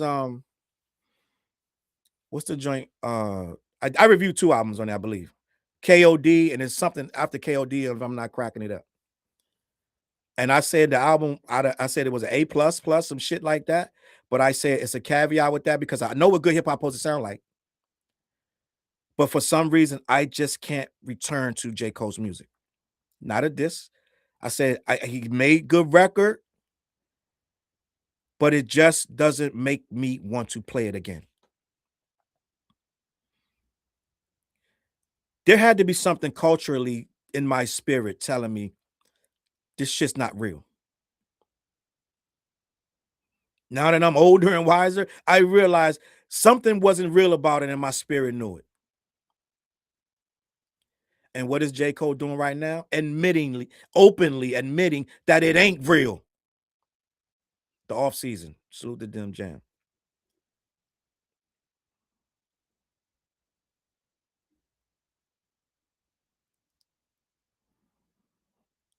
And we tried, gang. We tried to give this guy some bail. We tried to give this guy some bail for years. Now, when and I used to be like Big Hair saying that he makes snooze raps. I openly, I'll be the first to tell. I was on Twitter. That used to make me upset. I'd be like, stop saying that man got snooze. He making sleepy raps. Used to call a nigga Sleepy Cole. And I used to, I used to be one of the dudes trying to defend this guy because I knew I felt like he was a real hip hop part of the culture. I was like, this guy's a backpacker. He makes his own beats. He's making them on the beat machine. He's making his own raps. That's a triple threat, right? You're producing, you're writing, You perform this shit yourself. You're not having ghostwriters. I was like, bro, really knows what he's doing as far as culturally. So I'm not gonna let y'all talk crazy about it, even though I know that some of this, I get what you're saying, but no, I'm not gonna let y'all a dude that's really with this culture. He just like me with the backpack and he chopping up samples and this, that, and the third. I was one of the people trying to defend him, even though I sat there and told you that I didn't listen to his music like that. Because the culture is such it's a community game. And when one of us could break through and go platinum with using the culture for what it is, the right way, no features, right? I said, you know what? I'm gonna show this guy respect, even when other people are not. That's when Stand-Em was. This was years ago, gang. This was before the battle. They were saying Sleepy Cole. They was fucking heinous to this guy. I don't know if you guys remember. Sam's in the building. I don't know if you guys remember how much hate this guy used to get. This guy would do 350 the first week and get 350,000 hate tweets. But they want us to believe that it's just started with this battle. They all get hate tweets, gang. That's why I don't know what the fuck Jay-Z's talking about. Like it just started with the battle.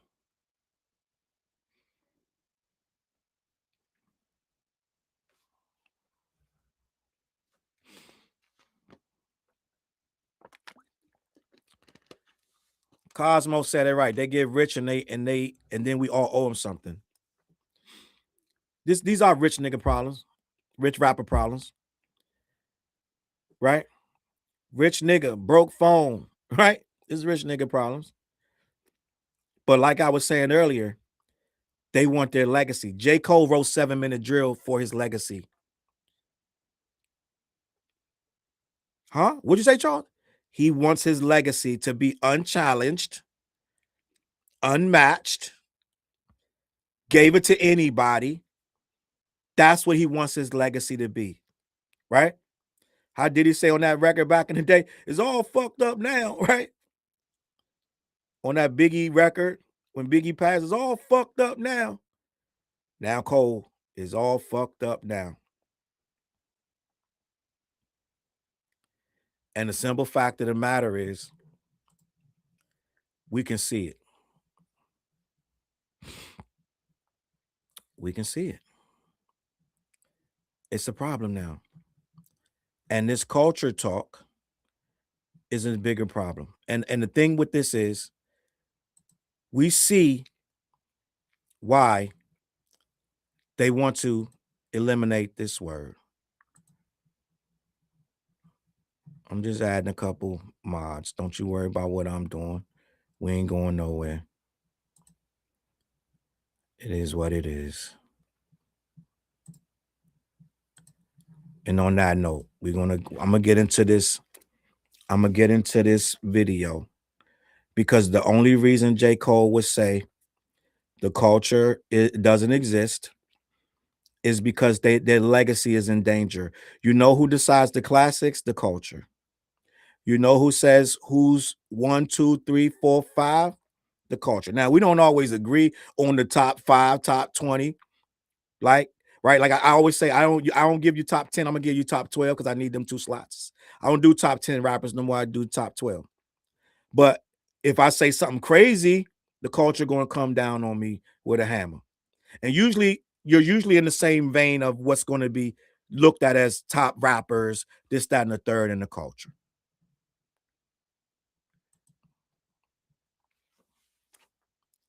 End of the day, right? We're gonna have this conversation and talk about this crazy interview, which is another wacky one, right? Another wacky one. And he made another mistake. I got it lined up right here. And like I said, salute to the Lost in Vegas guys. I don't know these guys from a hole in the wall, but they secured their dream interview. And Cole was really enamored with these guys. He knows them. I'm going to play the intro because when it first starts, Cole contradicts himself in the very beginning, like not standing on something. Still, Still not standing on something. So I thought it was very interesting to display how the interview even starts. All right. Like I said, it's no disrespect to these guys. They're doing their job. They didn't do anything wrong. They got the interview of a lifetime and they milking it. So that's perfect for them. But let's play this. Let me see if I got this thing on where you guys can hear it. Hold up, gang. Oh, I gotta unmute it. Check out the link in the description. No, that's not it. Hold on. Did I mute this shit? Hold up, gang. Let me know if y'all can hear this shit.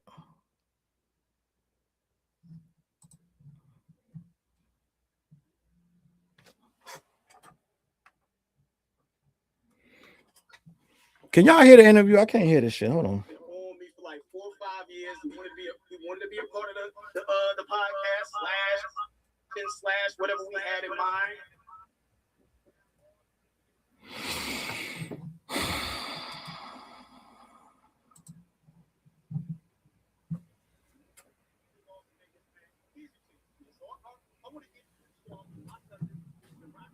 All right, hold up, gang.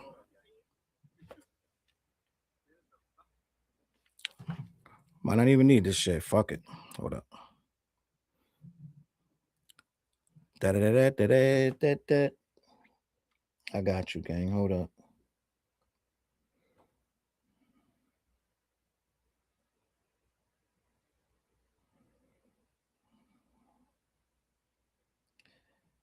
Do. All right, so that's on.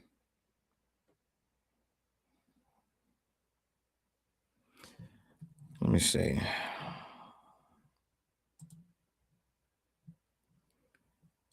Let me know if this bring that sound on. Damn, shit, supposed to have sound.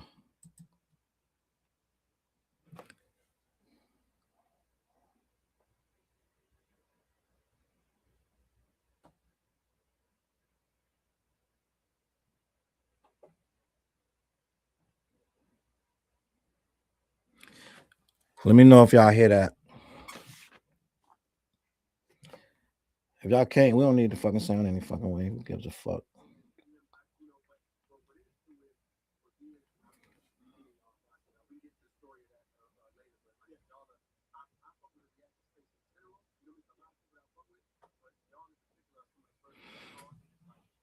Let me know if y'all can hear this.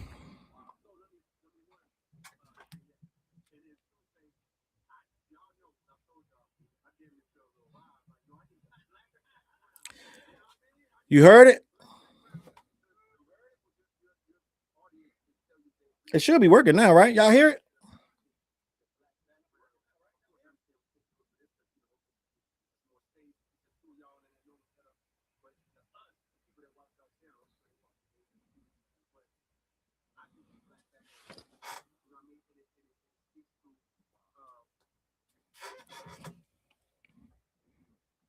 Oh, y'all can't hear that video? What the fuck going on there?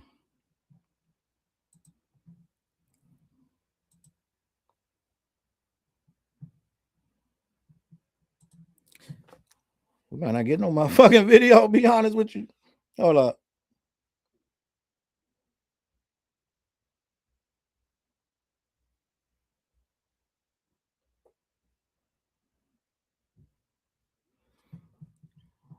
Might not get no fucking video, gang. I'm gonna be honest. Hold up. Let me close that. You don't hear it at all?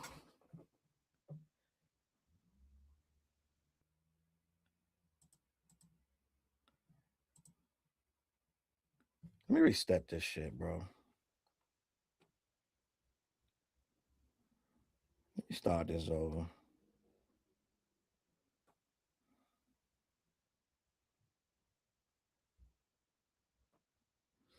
Let me start this over. We might have to do the good old fashioned.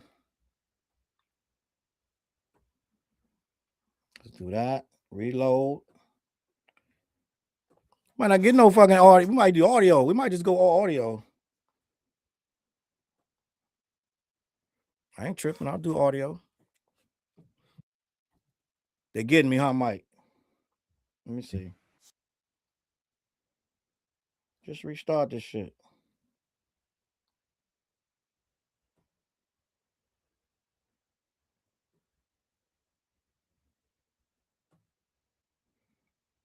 All right, it should work now. One of them dudes, because it's like, you know, I feel like I can't. I look. It's selfishly. Yeah. When my shit come out. Yeah. A part of my enjoyment is watching reactions of people that I respect their opinion. Okay. You know what I mean? Right, so like that's when I come on to. That's when I'm looking for y'all shit. Okay. You know what I mean? For the most part, it's like damn, because my most. What's up, guys? Your boys are back with another one, man. I'm Ryan, my man George. Yeah, y'all see the vibes. Yeah, man. Y'all see what it is, man. Make sure you like, subscribe, all that kind of good stuff. Artists, make sure you reach out. If you got a song you want us to do, we could put you in front of a video, or we do the whole video. What happened was the tab was closed too long. I talked too long, so I had to open the tab, restart the shit. It's all good. So listen, I want to play the intro because I felt like it was just a weirdness going on with Cole with this whole thing. And I felt like, just once again, we got a guy not standing on business. Let's just talk about it. And make sure you check out the link. All right, man. So y'all see what it is, man. We see what it is, and we trying to do big things out here, man. Go ahead, George. And introduce your cousin, man. Man, as y'all saw with the title of the video, man. You know, we said we had a little announcement. And you see the aesthetics, man. Beautiful, right? Man. You see that? All like that. And we wanted to introduce, my cousin. He has been on me for like 4 or 5 years. He wanted to be a part of the podcast / reaction / whatever we had in mind. Every time we breaking down bars, he wants to get involved in the process. So for years, he's been on us. So I was like, you know what? Here's your chance, man. You know what I mean? We looking to expand things with Lost in Vegas, man. Here's your chance, man. So I want to introduce y'all to my cousin who's been rocking with us forever, who wants to be a part of the team. Introduce yourself, sir. Man, it's about fucking time y'all let me come on the show. How many times I got to beg and ask y'all to let me get on the fucking show? Yeah. I mean, no disrespect. It's y'all thing. Y'all been building it. You know what I mean? Yeah. I appreciate you finally let me come shine. For a second, I thought you ain't want me to shine. You know what I mean? But I know big cousin, you know what I mean, want little cousin to shine too. So now we finally see that, you know what I mean? I appreciate you for You know what I'm saying? We kept them in the doghouse for a little bit. You know what I'm saying? By the way, they know my name is Jermaine. I'm little cuz, you know what I mean? Yeah. For years, I've been asking to get on the show. And get out of here, let's man. Drink it in. Man. Let's drink it in. Drink it in. Yo, we had y'all's food with the title. Big time. You know what I'm saying? Y'all didn't know what was coming. Ooh. You know what I mean? So just drink that in. You know what I'm saying? So, by the way, don't get used to the aesthetics. We wanted to make something special for Cole. But guess what? Cole is such a real one that Cole, the first thing that Cole said, because we rented out the studio because we wanted to make it, dope and have room and make everything comfortable. The first thing Cole said was, nah, man, come on, man. I need the green screen, man. And that's no cap, right? Yeah, no lie. Like even now, as I'm sitting here, of course, first of all, it's a pleasure to be here with y'all. Thank you, man. Let me say that. Like, of course, he's joking about the cousin thing and hitting him. But what is true is, for years I've been seeing y'all and watching y'all. We can get into the story of that later, but y'all are. I fuck with the reaction space in general. You know what I mean? It's a lot of people that I fuck with, but y'all in particular are some of the first ones I saw, and it's like I fuck with what y'all doing, what y'all bring to the table. So let me one say that, and then two say y'all know because I've told y'all. Let me stop right there. Now J. Cole just told us he had to get off YouTube because it was too messy. And they was coming at me on Twitter saying, he talking about you. You one of the ones he talking about. So how you know about these two guys and what their content is and what they do on here? Which is whatever, right? Not a big deal. But I just want to point that out, right? I just want to point that out. That Cole had literally just told us in the very last interview that he had to get off of YouTube and he don't really be watching this kind of stuff. To feel a little robbed. Like, no, I need the black background. You know what I mean? I need the straight black background because the people, your audience can tell you if they agree with me. Right. But I was just explaining to them how I think the black background. Of course, I understand we couldn't do it for this because it's more space. It's just two of y'all in that normal setup. But to us, the people that watch y'all channel, I'm sure they watch it way more than me. But I think the black background is iconic. You know what I mean? Yeah. And it speaks to Wow. what I see about y'all specific channel where it's like, yo, it's not about nothing but the music. There's no Yeah. extra Yes, shit sir. in the background. And I fuck with, you know, if people got shit in the background, that's cool too. Right. But y'all think it's so unique to me because it's like it represents y'all channel and how That's it dope. has been since I first seen y'all. Where it's like, yo, this shit is just about the music. It's just about For real. this. It's no extra shit. It's no motherfucking gimmicks and tricks. Or the titles of the videos ain't super like none of that. like Thumbnails and all clickbaity. that. You We know on what I this- mean? Clickbaity. What up? It's like so. No disrespect to anybody doing that because everybody got their lane. Yes. Right. But All right. I just wanted to point that part out because he literally couldn't even stand on that. He's like, you guys don't do no clickbait thumbnails. It's strictly about the music. It's not a lot of extra shit in the background. But then he keeps saying, no disrespect to somebody else who does that. You literally saying that that shit is corny. And these guys don't do all that. But it's just, instead of just saying that and leaving it, it gotta be, don't disrespect the people who do that. But you guys are the real ones because you don't. I'm like, Cole, just state your case, bro. You do not have to please every single person out here. Everybody not gonna like you. This is where we get into issues. Just stand on it. Just stand on it, bro. You don't gotta make caveats and kind of say something, but then dial it back, gang. It's already what it is, bro. People have decided. People have decided. You don't gotta try to be in the middle all the time and do this dance. Now I'm gonna get to the real meat and the bones. Let me move down here to this conversation about the culture, which is why we really here. Culture, this word culture.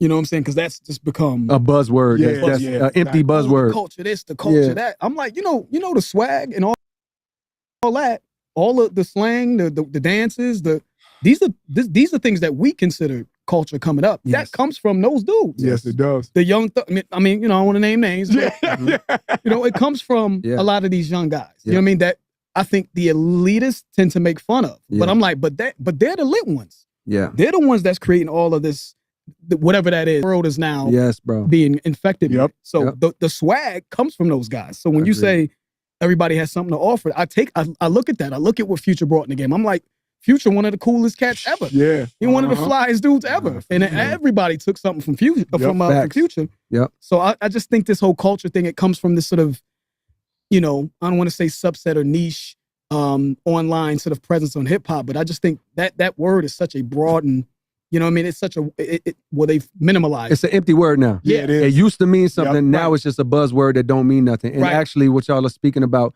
is bought and paid by paid campaigns or man, or don't even- motherfucking bots or we gonna have to cut something out. on Yeah, this I'm video. telling you. nah, for sure. Or, All the shit that Drake used, paid campaigns and bots. We've already seen that the album last year, the what was that shit?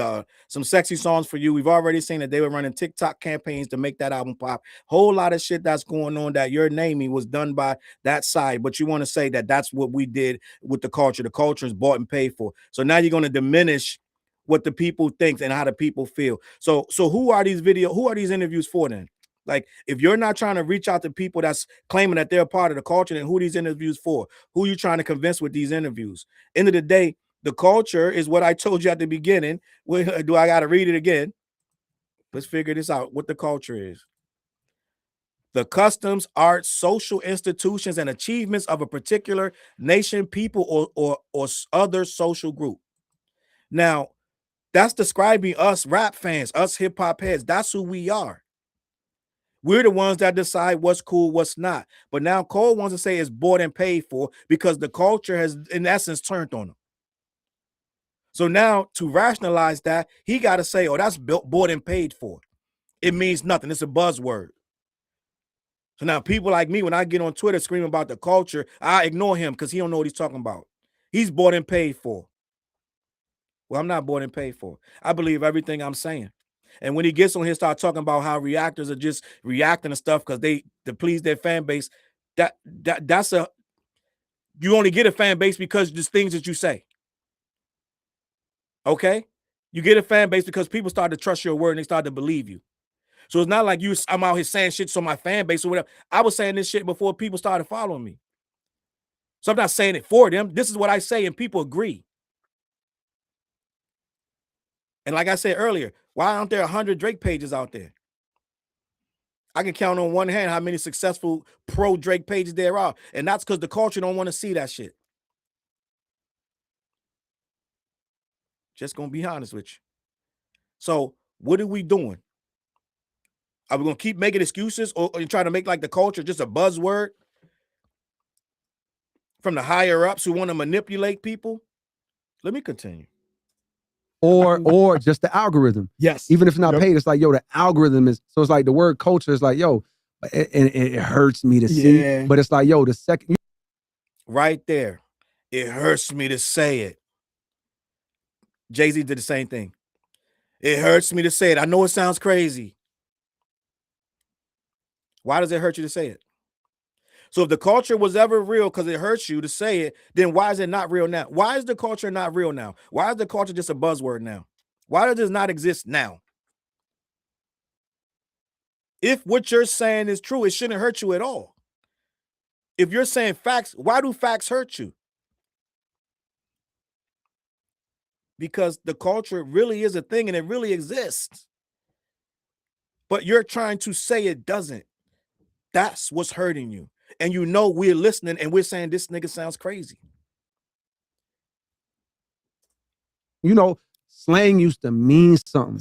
Like, yo, like when we said some shit in our area, like I really feel like in Fayetteville, we was it ain't nothing ill to claim, but we was like the first niggas in the world. Like now it's like talking to we was doing this way back in the days, like, and people thought it was so weird, and now I see people doing it. And it was like, if I'm talking to my homeboy, I don't do this anymore, but we was kids. Like my homeboy, bitch. That was our thing. Like, bitch, you crazy as hell. Boom, bitch. Now that shit. When I went to college, I had to damn near scrap a few times. Cause niggas like, whoa. Another thing is like in Fayetteville, New York too. New York is a little exactly. Like, hey, yeah, even in Carolina, in certain cities, niggas like, what the fuck you say? I'm like, oh, my fault, bro. We from Fayetteville. Like, we just talk like that. Boom, boom. Or like, what's good, Bo? Like, it's certain words that were just ours, right? Right. And it's certain words that was just belonging in New York. Days, it's certain make popular, right? Because it just started. It's T, it's this, it's clock it, it's motherfucker, whatever it is. But my point is, like, because of culture, really just the internet. Right now, a word don't make it out of black women's lips more than a day. It's snatched up. The next thing you know, there's a white girl in Oklahoma. Like, oh, girl, okay, body T, okay, face T, and it's like, and she has all right because the culture is just the internet economy. You know what I mean? So it's like, what the fuck is that culture? Yeah, exactly. It's like culture. So Cole is basically saying because a white girl in Oklahoma can say clock in that T that the culture don't exist no more because she can steal the culture and now it's whack and now we are not we're invalid now because the white girl in Oklahoma. Cole's whole argument is based on your stuff hits the internet, it gets tagged up by white people is what he's saying, and then they make it corny and it's really not real. Slang used to mean something and now it don't because the girl in Oklahoma can start saying it too. Right? Remember the dab, when everybody started doing the dab? Yeah, shit gets out of style. It is what it is. It don't mean the culture don't exist. We lay a lot of groundwork for shit that's cool. And they do come in and they take it and they turn it into whatever. But at the end of the day, it don't mean it don't exist. And the black girls that you're talking about, they make a lot more shit up than just clock that T, my G. A lot of fucking shit. Okay? So it don't mean, and then guess what they from? The culture, our culture. So for you to sit up here and try to make it like they're invalid because a white girl, literally his words, not mine, a white girl in Oklahoma can say clock that T, now there ain't no culture.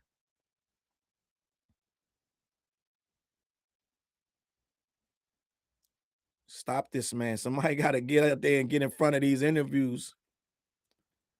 It ain't making no sense. And these guys giddy gumdrop agreeing with him because they have to. or he gets up and walks out. It's that simple. Like buzz and formulate before it's like Can't even marinate. You can't even marinate, bro, before it's just automatically passed around. Like because TikTok is like, yo, and everything's a blessing and a curse. You know what I mean? It's like there's good about it, and pros, but yeah. I'm telling you, that was a video I was kind of talking on my channel. You know, I was just talking about that. You know, just the idea of culture, and when I was also talking about the idea of what a classic is and how that's changed. And the internet thinks because someone specifically in my comment section was just like, oh, it has to be it's got to be culture shifting and all this other stuff. And I'm like, did Mobb Deep Infamous, did that shift the culture? Right? I mean, it's a classic. Yes, it is. A super classic. Yeah. My most listened to hip hop album of all time is Infamous. I'm like, did it shift it? Right. So I'm just thinking, I'm like, do people really know what that word meant? Or do we need to update, you know, what that word means? I'm like, am I behind or am I out of the loop? You know what I'm saying? Yeah. But I was just thinking about that. I'm like, man, even the word classic just doesn't mean what it used to mean. Yeah, because it's too many voices now. Yeah. It's too much. It's too many voices. Well, let me say this. It is too many voices, but at the same time, they're going to go on to say about there will never be another universal classic. The culture decides that. And most of the people in the culture that I know, that I respect, they were saying that the Clipse was a classic. Right? There were a lot of people that I heard, a lot of voices in the culture that I respect. They were universally saying, well, and there's no album that they're going to say universally is a classic. But for the most part, people were saying that the Clipse dropped the classic. Now, it takes people a long time to say stuff is classic. It is what it is. And I understand that. And we don't just run around with that word, just throwing it out there. This is a classic. That's a classic. Da, da, da. And some people have overused it. But at the end of the day, guess who's going to when it is time to say something's a classic? It's going to be the culture. And I don't know too many people culturally that say Cole has a classic. I'm sure some people say Forest Hills Drive or whatever. That's a classic. It ain't a whole lot more. Okay, let's just be honest. And most of the rappers right now are talking about the culture, this, the culture, that, having trouble with the culture. Okay, so with him trying to say, oh, there ain't no classics, to me, it feel like yet another attempt to discredit what the culture is saying. Just like they say Drake don't have no classics. Well, guess who's trying to discredit what the culture says? The same people. Let me continue. Voices and it's too much bias, and there's never going to be agreement again necessarily unless like it's just too much. And it's like it's like politics. It's like politics now, especially when you got the bigger artists. Yeah, your best bet to get another quote unquote like hands down universal classic is got to be from someone that hasn't developed enough hate yet. You know what I mean? Like you got to have because if you have enough people like riding against you or like a bias against you, it's like you think they're gonna give you that? Like you think if Drake Iceman come out and it's something that I feel is a classic, do you think that this nigga that don't like Drake and been spending his whole time shitting on him is gonna agree to his platform that it's a classic? Yeah, no. Fuck no. It's no. So you gotta say it's a classic or you hate it. So end of the day, I don't know nobody that goes around saying Drake has made a classic ever. So let's imagine a world where Iceman somehow miraculously, like what happens is people usually do after they get a certain age, they're going to repeat the same tactic. They're not going to just surprise you out of nowhere and drop a fucking classic. All right, they don't work like that. I don't know nobody been around 15 years that's never dropped one. All of a sudden, Iceman's a classic. All of a sudden, universally, and then niggas won't say it because they hating. You usually like Forrest Gump says, stupid is as stupid does. That's what my mama says, stupid is as stupid does. Right? End of the day, if someone does something consistently for 15 years, that's just what it is at some point. So it's not that somebody's hating because they won't say that this thing is a classic when it comes out. The odds of it being a classic is not high at all, just based on track record. But Cole is trying to make the case that if niggas don't like you, then they're going to whatever. Well, that leads back to culture and how you're culturally accepted for the shit you've done in it. And a lot of times people's reputation gets fucked up, Cole. They get hated on apparently because how they move in that culture. And now your name is getting sullied because how you moved in it. You make it like niggas just hate you for no reason. Let's get to that. Why do they hate that nigga? Why do they say, yo, why would they have a problem with saying Iceman's a classic? Because for years, he's been doing a lot of fuck shit that the culture don't fucking rock with. Ghostwriters, stealing songs, beating up your ghostwriters, fucking niggas, chicks. He's been moving weird in this space, not to mention the wine coolers. So when Kendrick put it all in the record, the culture said yes.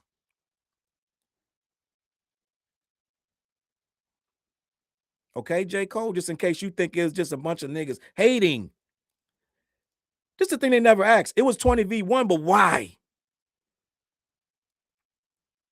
I keep saying all the time, wasn't no 20v1, but they love saying that. About 5 niggas that was mad, 6. Many more, but they didn't get involved. Right? But since we're going to go with this 20v1 narrative, why was it 20v1? Every one of them 20 niggas had a problem with him. And I know y'all like to think just because they hated success. Actually, no. It was more shit to it because they was with him. Everybody that's fucking beefing with him was with him at one point. Everybody that's in the 20v1 has a fucking record with the nigga. So they didn't always hate him. They didn't wish him ill will for success. Every one of them have a story. Cole, consequences matter. So Cole want to erase, just like he want to erase 7 Minute Drill. He want to erase all the reasons that the 20 got the V's to get at the 1. That the 20s have a problem with the 1. So you want to erase all that and didn't want to have that conversation. But it happens, bro. It happens.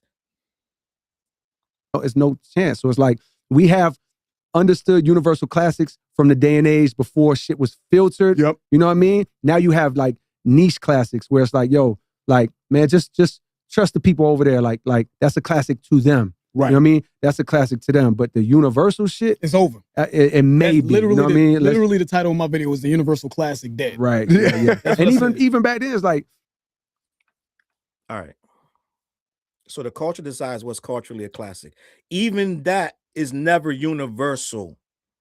I can sit here and name 10 classics, and some of them comments will be like, that ain't a classic. For the most part, the consensus will be 80-20, 75 to 25. That is a classic. That passes the smell test for a classic. There is no 100%. Let me just be honest with you.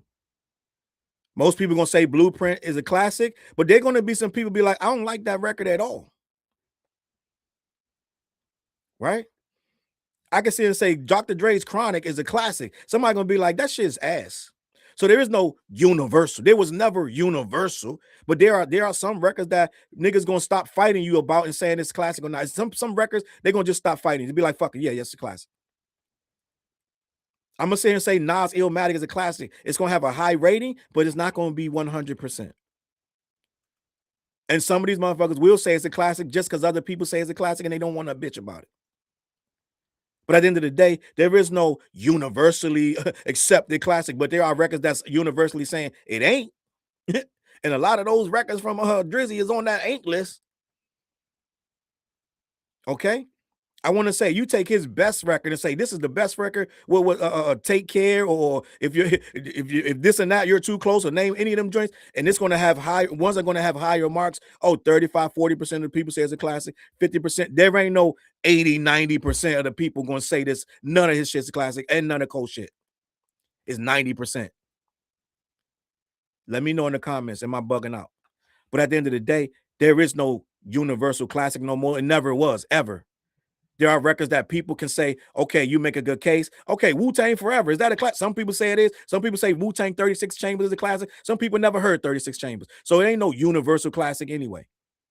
So but what he's trying to say is they right back there to saying social media will never agree again because of standom. That's what he's trying to get at. And because of the culture. What he's trying to say is, y'all niggas ain't gonna never be fair to us. So we got to discredit you. Y'all ain't gonna never be fair to me and Drake. You're never gonna give Iceman a fair shot. So we got to blow the whole shit up. I told you a year ago, maybe 2 years ago, I said Drake will blow this whole shit up before he let us say he ain't part of this game no more like we were doing. And then that's what he did. He went to the court. He threw UMG under the rug and everybody else. I said he'll blow that whole house up before he fucking fail. It'll be everybody's fault. He'll bring down Lucian Grange, Kendrick, everybody in the UMG without even thinking about it because he lost his battle. These guys are worried about their legacy right now. They got enough money, gang. They make a ton. They make so much money. It's not even about the money no more. J. Cole pretending to be broke at this point. J. Cole got so much money. He riding around in a Honda Civic at this point. Okay, that's how this is where they're at. So end of the day, they don't care about the money no more. They making tons of money. They making residuals off the shit they did 10 years ago. Right now it's legacy. And the only thing stopping the legacy is the culture. It's sadly to say, even with Jay, the only real stain on his record culturally is Takeover and Ether. If you get in any chat room and they start talking about Takeover and Ether and Nas and Jay-Z, the real stain gonna come on Jay-Z when them Nas fans come in that chat room and start talking about Jay got ethered. That's a stain on the legacy. Then they start talking about condoms on the baby seat. Super ugly. That's a stain on the legacy. If we can erase all that shit, then it don't matter. It never existed. And that's what Cole's trying to do. They trying to cape for Drake gang. Like, I don't even know if this guy's even asking them to do this. But they get helped if he get helped.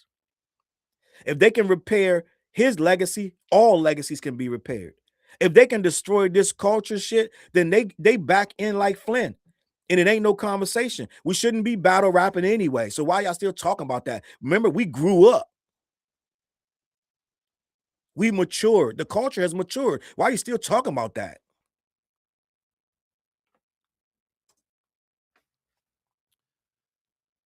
There were universal classics, but it was like, yo, sometimes people just don't give a fuck enough. Like, people don't give a fuck.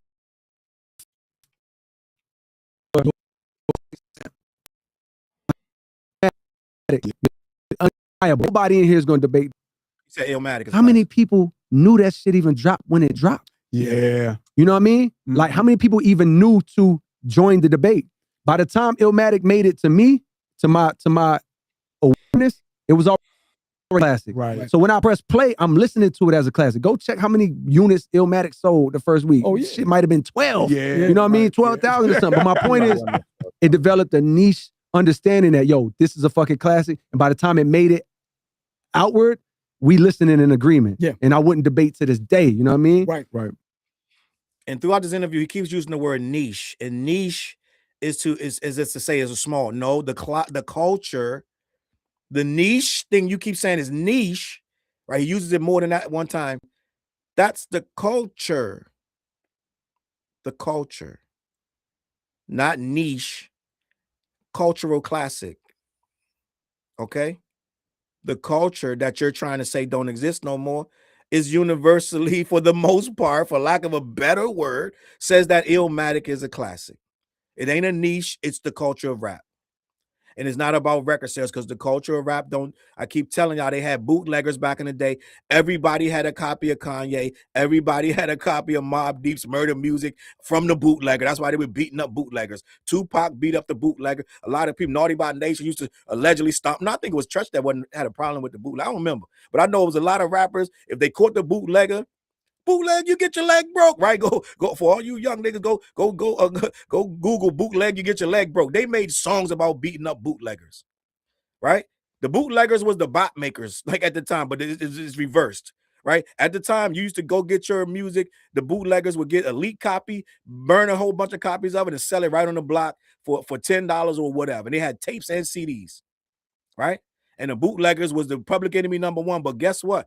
A lot of people got their shit from the bootleggers before the store. The fucking Holy Grail was to get the shit before it even dropped. That was the bootleggers' dream, to get it 7 days before. You know how many people had to push up their release date? Eminem had to push up his release date when his shit got fucking, I think it was his second album. Might have been the second album or the third, but he had to push up his release date. Why? Because the bootleggers got a handle of it. So maybe you didn't do 50,000 first week on Billboard, but it was 50,000 CDs in the fucking street saying that shit's classic. Kanye's first record got bootlegged. That fucking late registration got bootlegged. And we was like, Kanye was already stamped. We sitting around playing Madden. What year was that? We playing Madden, listening to the fucking When It All Falls Down. And when it was fucking Lawrence Hill voice, before she declined to let him use that sample. We had that version of Lauryn Hill, bootleg copy. That fucking CD was cracking. Okay? Late registration was cracking in the hood. They had to go, and Kanye did what he still does now, fix and change this, that, and the third, tweaking this, that, and the third. But Kanye was platinum in the hood, like they used to say. So yeah, Cole, Illmatic didn't have the numbers, and it took fucking 10 years to do gold or some crazy shit. 10 years to do gold or platinum, whatever it took. It took a very long time. Let's say that. And Jay-Z's Reasonable Doubt took a very long time too. But guess what the culture says about those two records? They're classic. That's why the culture exists. And the culture says what's what. And the culture made them able to get the second and third and fourth records off. Right? So what usually happens, well, so let me explain to you what usually happens. Let me tell you a little story about the Fugees, right? The Fugees' first record was trash. Not the score. They did a record, I believe it's called Blunted on Reality, right? But they admittedly said they recorded all of that stuff a year or so earlier, and it took time to get the label to drop it, whatever the case. So by the time the Fugees dropped Blunted on Reality, all the music was already dated, right? So when that record dropped, it was I remember being in the car, me and my homeboys, right? We was in the car. We used to get in cars and ride around, listen to music, right? So we put Blunted on Reality in, and we're like, because it got jazzy sounds, and all this shit is already old. But they put a remix on Blunted on Reality. I believe it's the Nappy Heads remix. Might have been Salaam Remi who made the beat. He did the remix. Somebody did a remix. I think it was Salaam Remi. All right, I could be wrong.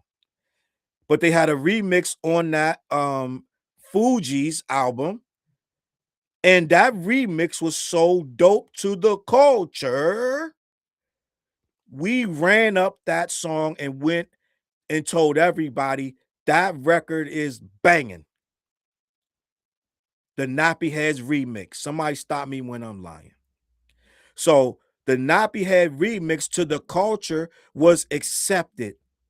That ended up letting Fugees not get dropped from their record label, and they got a second album deal. They got a new chance at life. They was about to get dropped. They made a new album called The Score. And this time when we rode around, we bought reluctantly, I'm just going to be honest, we was like, that remix dope, but I don't know. That Nappy Head remix dope, but I don't know, right? But once again, we bought the copy, got in the car, put the score in. And this a car full of MCs, and we like this, yo. What? Boom, boom, boom. What? The Score, my G? That's what you would call a universal classic if we doing this. 95% approval rating, the Fugees Score. Okay? But guess why they got their record deal renewed? Because the culture liked one remix. They was about to get dropped. And the culture liked one remix. Didn't sell no fucking units. Lauryn Hill ended up in Sister Act 2 or 1 or whichever one, right? Salute to Tanya Blunt, who was in that. She went to school with me. But end of the day, Fugees was about to get dropped, but the culture said, hold up. Like, what's that movie? Was it Menace? He said, get a little nigga a drink. We like, hold up. Let's get these niggas another shot.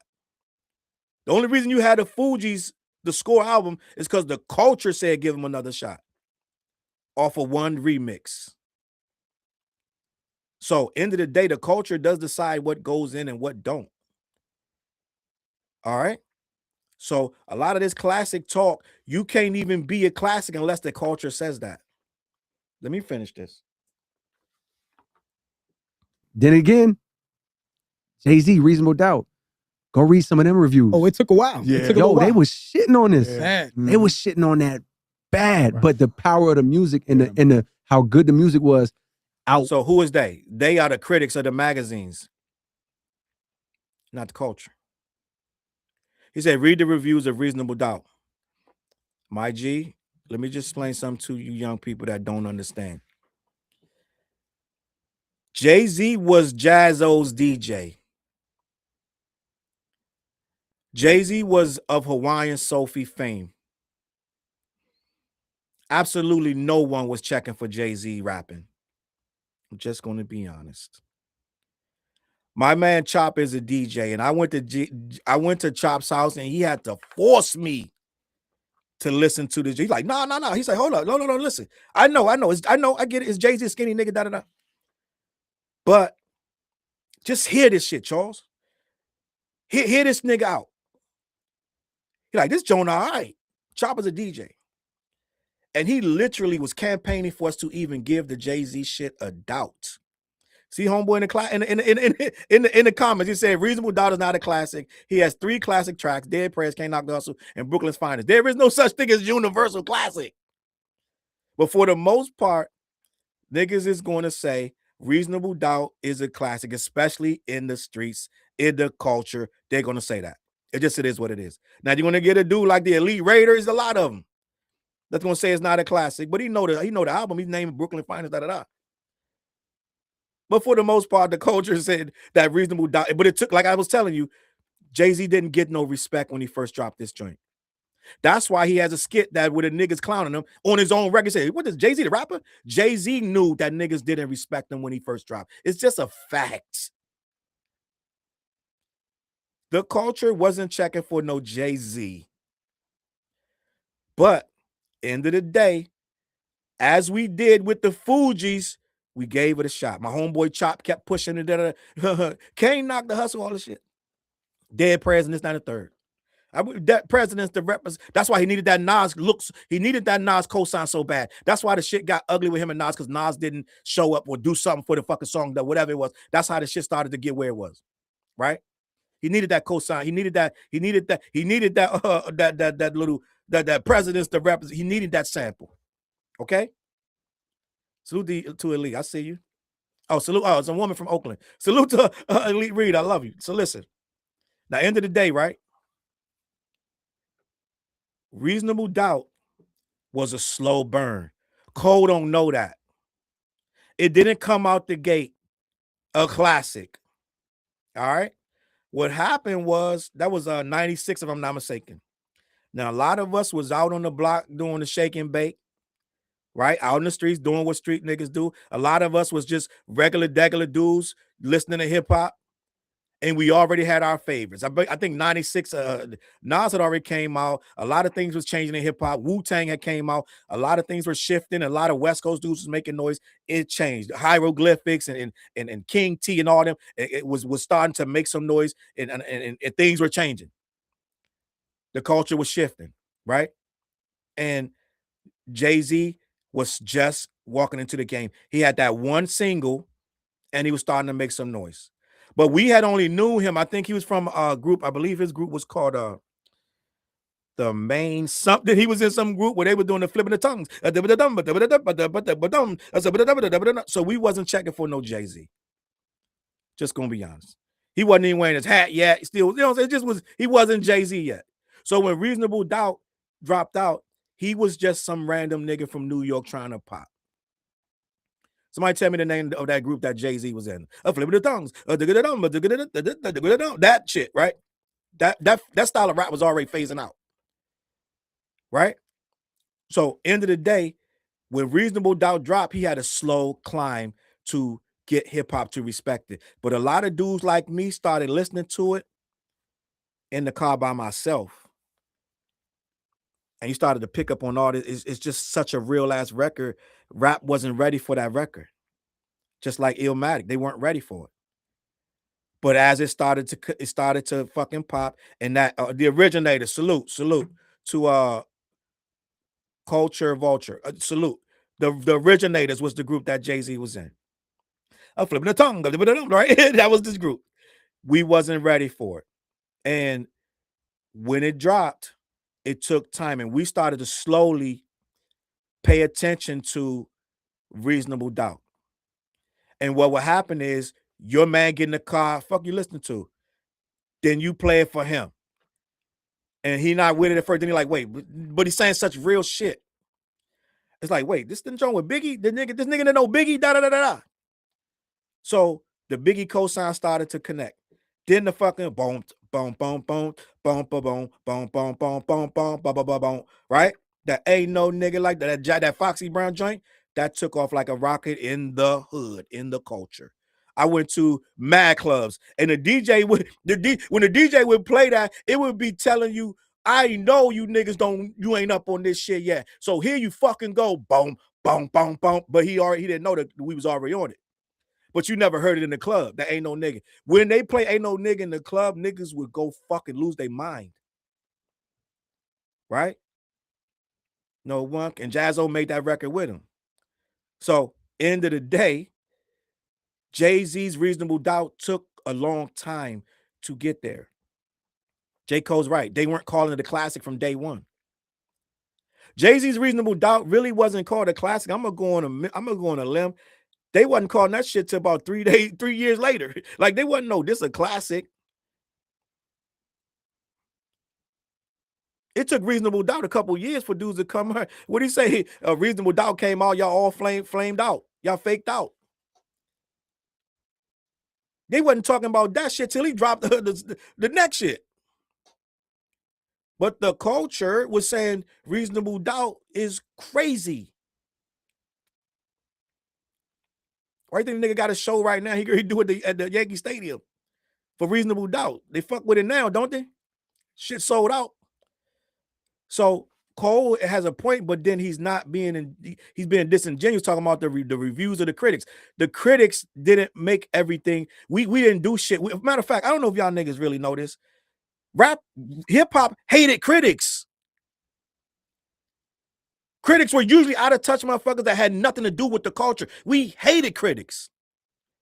Method Man says, motherfucker rap critic. They talk about it while I live it. We hated critics. We did not go by what critics said back then. But Cole says, check the reviews, check what critics were saying. Guess what? Sims, you right. I need them tickets, Hov.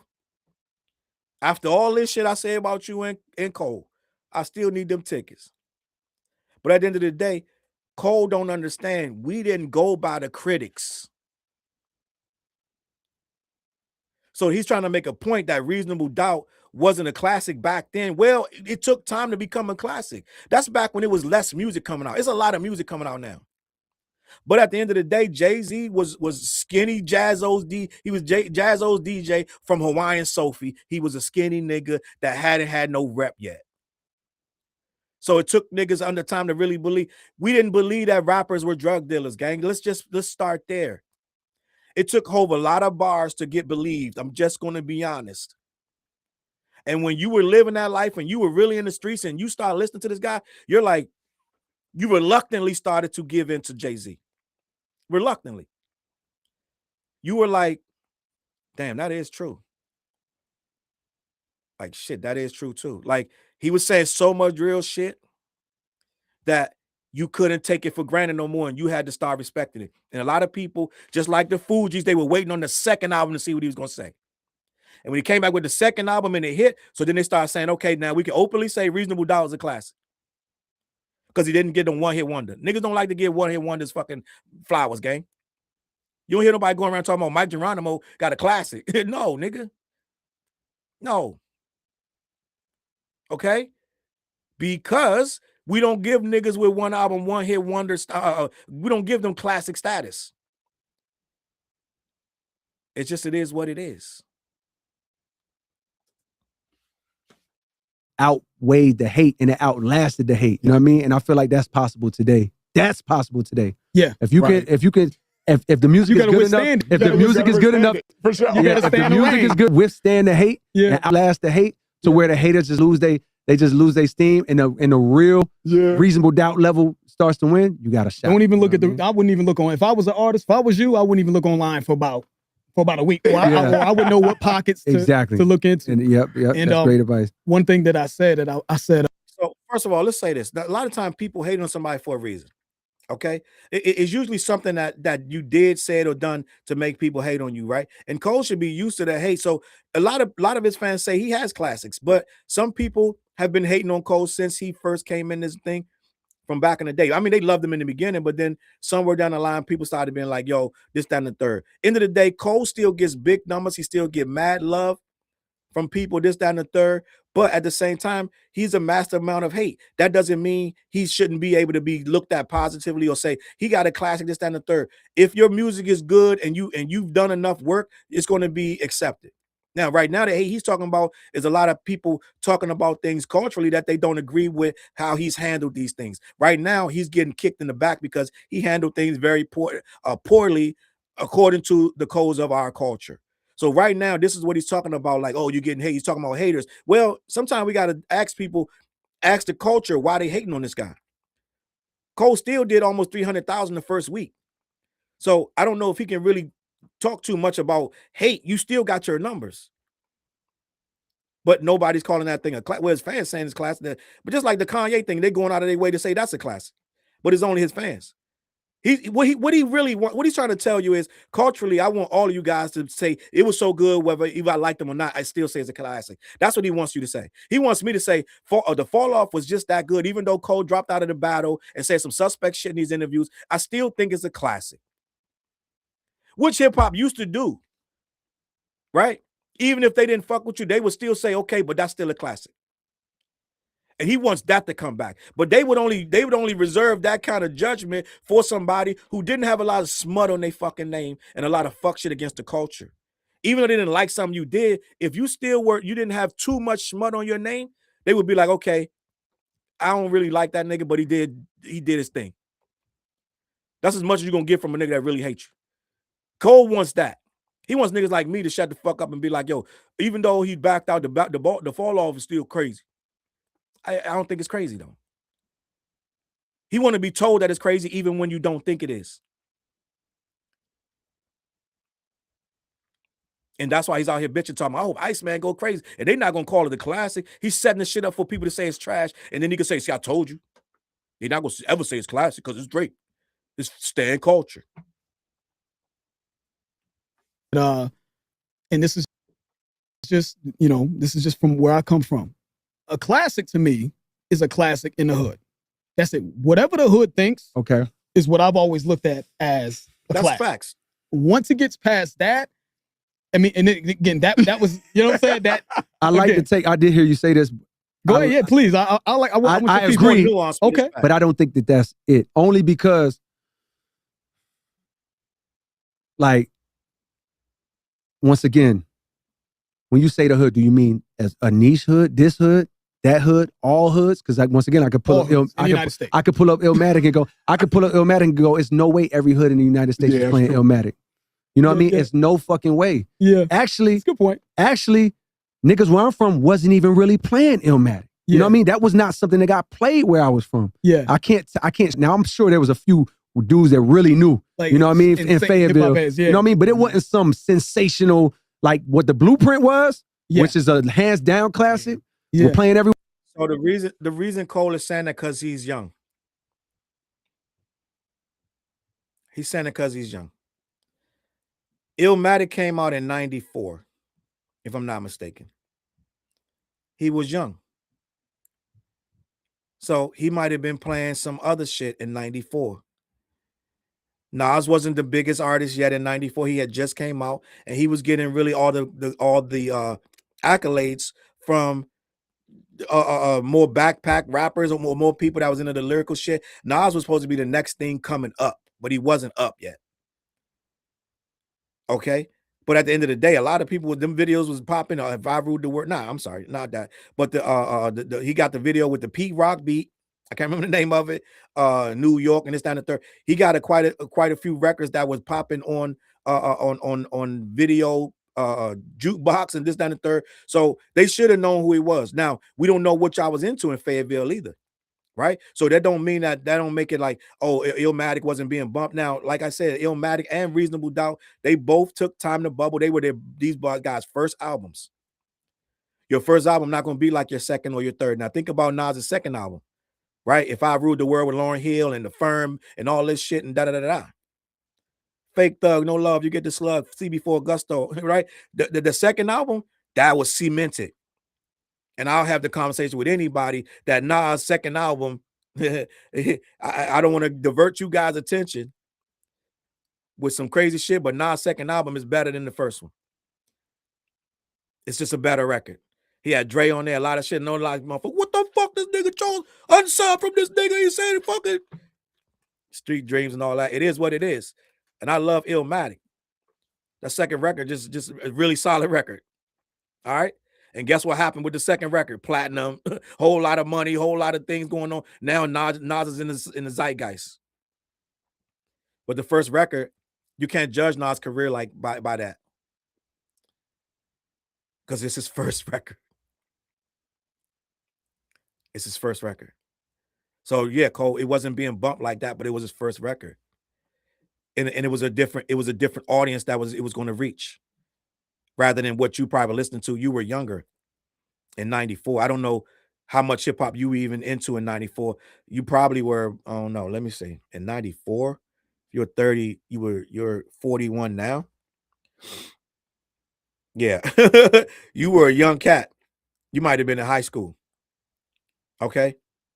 So you might have been listening to something different in 94. If you were listening to rap at all. You could have been listening to a whole lot of R&B. I don't know what you were doing. But I know most people that I know was listening to Illmatic. But let me finish.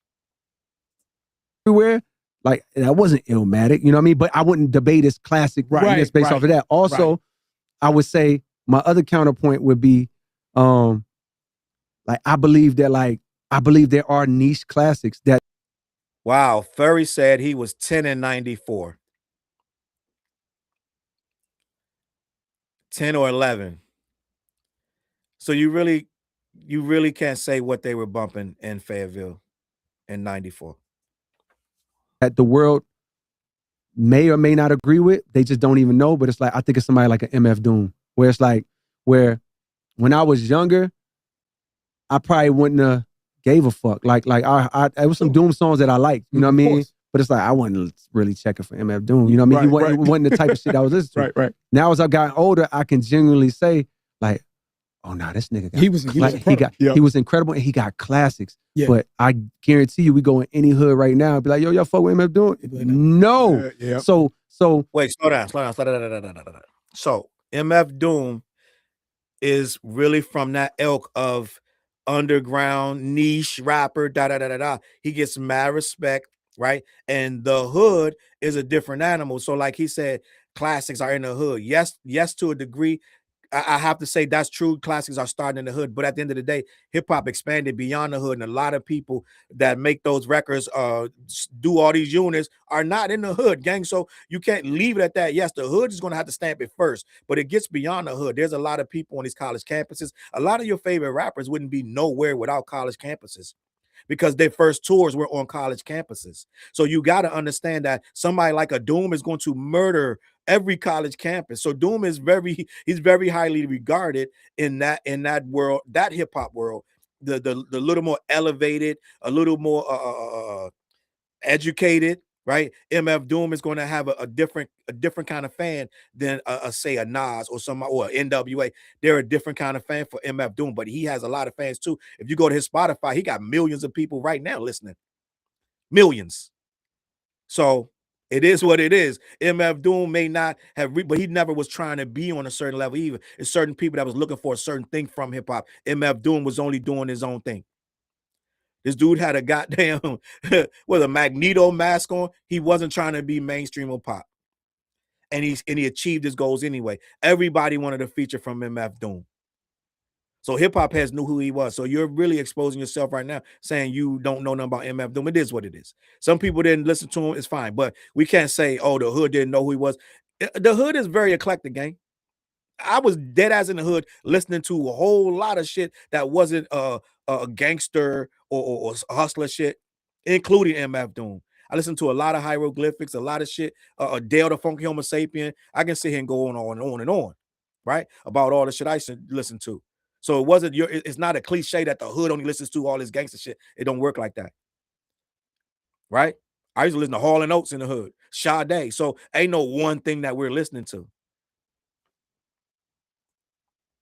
I can't strip I can't strip him of the work he did. You know what I mean? So I damn near feel like a classic is like a personal.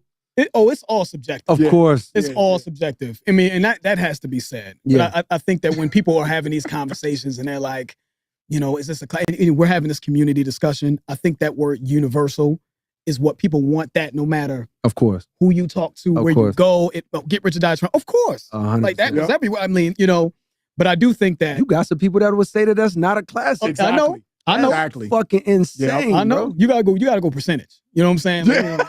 Give me, for sure. There you go. Give me like 93%. There you go. You're right. 93%. All right, cool. The other. All right, got it. Understood. But I do think that whatever it is, whether it's a niche classic or whatever the case may be, the barometer was it came from some urban station in whatever hood in the United States, and then it usually made its way out. So maybe someone in New York didn't know about Too Short's classic, but Too Short his joint was a classic in his area. Okay, and then it eventually it made its way out. I agree. Still say that would be niche, but that sort of next level of the casual hip hop fan knowing it and loving it. I don't know. I wasn't really paying attention. I don't know if you just said Too Short was niche. If Too Short is niche, I'm insane. Too Short was on every coast. He was from west to east. Too Short was a very big artist, gang. I'm just gonna be honest. I think Too Short was one of those platinum records from the West Coast. So Too Short was not niche. Too Short was huge. Right? And again, just like with Jay-Z, I had to be put on the Too Short. These are the tales, the freaky tales. Bitch! Right? Too Short was barking for at least 5 years. Major player in the game. So I don't think Too Short was ever niche. He just was on Baby Keem album. To this day, they still respect him. So I don't know if he was niche, but maybe I said maybe he didn't say that. Maybe I heard it wrong. I think it's a classic. It would probably be it used to be my barometer, but I just feel like the hood at some point seemed to lose control over 100% everything. You know what I'm saying? Like that was where it was ground zero here. Yeah. And then the rest of the world took it over. And then it was like whatever we said, whatever slang came from this, there you go. The rest of the world bought. It became the internet, bro. And if it's the internet, anybody has a voice. So I understand what you're saying. Yeah. Like the idea voice, of a classic, I understand it had to come here. And then it eventually made its way. Illmatic was a classic in the hood first, and then the rest of the world kind of got on. Got it. But now there's been a disconnect, I feel like, and again, you said it's pros and cons to the rise of the internet, which I agree with, but it's just a very confusing time, especially when you are of a certain age. Yeah. And not only that, go ahead. No, I mean, I was just gonna say, like, more than ever, it's the time to just, believe in what you believe in. Yes. Like, don't look more than ever. Don't look to anybody else for validation of your opinion. You know what I mean? You can find community with those that agree with you that MF Doom dropped a classic, or that this one is a classic, or that one is a classic. But I feel like because the internet is the internet. You know what I mean? You got so many people out there who are looking for their musical taste and opinion based on what somebody else says. But no, more than ever, you got to find a way to like block that shit out and make your own, fuck your opinion. Fuck your nigga. What? I just want to stop right here because J. Cole sounds like he's talking to 12-year-olds. I'm going to begin. And I know I'm not being fair because what he's saying is true. Make your own opinion. But he's making this plea to grown-ups. We're grown. We know how to make our opinion. I really hate the narrative as if all of everybody's opinion is being forced on them and they don't know what to like and they don't know what to pick and they don't know what to choose. They're all being manipulated by these streamers and reactors to say what's good. And that's why you won't say that Taylor Made was a better record. The narrative is getting ridiculous. How they're just making it like this whole thing was bought and paid for, and that and what happened 2 years ago really was only a figment of your imagination. The records weren't better. Not Like Us wasn't better, and you guys were forced to like it. It was botted, and you guys were a whole lot of fake accounts were created so that you would think you liked it. Don't listen to them. Don't listen to the 470,000 pro Kendrick channels. Listen to the 2 Drake pro Drake channels, because those are the ones that are really being real, right? He want to tell you guys that you're being manipulated into hating. So go do the research for yourself. Don't listen to other people. He doesn't think you're capable of making up your mind and actually selecting Kendrick over that next man. What does your heart say? Yeah, That's right. You know what I mean? Yep. What does your heart say? Not what does your mind say? Right. Because that's honestly the worst way to listen to music. And I'm guilty of it too at times. It's like to listen with your mind. You know what I mean? I can't even imagine how many people listen to my album with their mind because they've been waiting on it for so long. I was talking about it for so long. Yeah. It would be hard to listen to this album without an expectation. You know what I mean? Yep. But it's like the worst way to listen to something is with your mind. The best.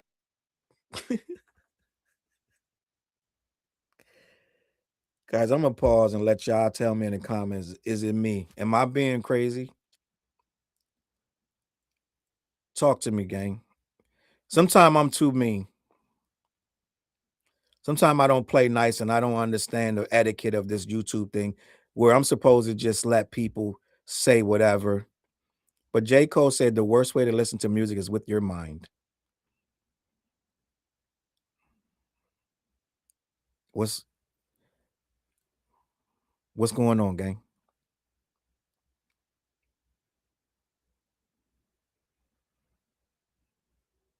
I'm dead ass confused. The worst way to listen to music is with your mind.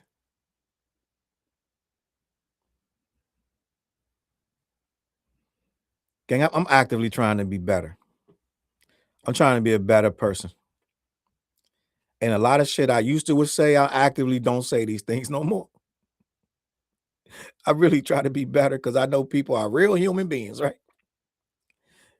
But what the fuck, my nigga? What are you talking about, dog?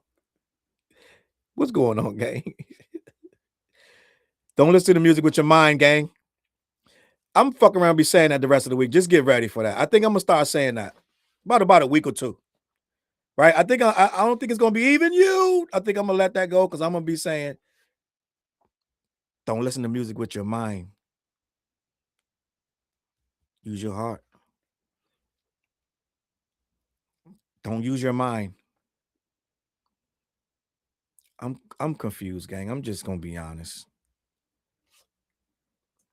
Best way to listen to something is with your heart. So it's like, yo, that's why it's like I love the reaction space, like on YouTube.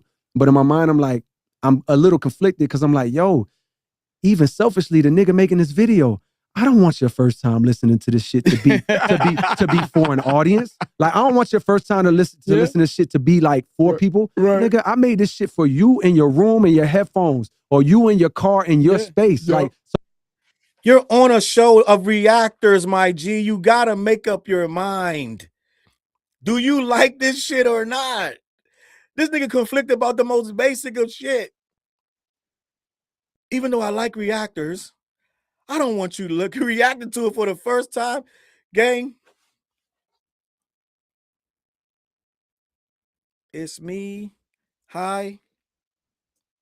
so it's almost untrue off rip. Your reaction is automatically like tainted already because you have other people in you're listening with your mind. So I think, of course, people are able to like, sometimes the music can cut through and people can listen with their heart even when they're on camera. Yeah. But I just think it's, and the worst, even worse than that is someone who first experience of the album is watching someone else experience the album. Yes, you're it's right. Like, yo, you automatically not listening with your heart. Yep. And more than ever in this digital age where the algorithm is fucking poisoning us, you know what I mean, and controlling us, more than ever, it's like, yo, as music fans and music lovers, we got to find a way to like, yo, shut that shit off, listen with our hearts, and listen to what your heart says and ride for that. So when we put listen to a Cole, like we can't do a first time reaction. We can't listen with our minds. We gotta let how many spins we gotta give it before we can say what we think about it. Before our heart tells us it's good, right? Cole, gang, I don't know what's happening. I'm confused as fuck. And don't give a fuck. I don't give a fuck. If I love this shit, there's no reason for me to go online and argue with a nigga that don't love this shit. Exactly. One, I'm not gonna change your mind. Two, it's not gonna serve me. At all. You know what I mean? Yep. So it's like, yo, just believe in what you believe. Find your community that believe what you believe, if that's what you into, and build with them. Don't spend no energy giving a fuck about what somebody else says, because If you following your heart, you know your answer. Right. Yep. I don't need another opinion, nigga. I have the biggest opinion right here. Right. That's my heart is gonna tell me, do I feel this shit or not? Yep. You know what I mean? Yep. So hell, This nigga Cole living in a fucking, I don't know what planet him and Jay-Z trying to create. They trying to make a better world, gang. I don't know, like if we go to Mars, we're gonna have to be better. I get it. I guess if we're gonna elevate, maybe they elevated and I didn't. But I don't know how you're gonna not defend your top or your guy if you go online and start writing about how good it is. Somebody's coming in your comments gonna say something. End of the day, I'm like, what are you doing, Jay?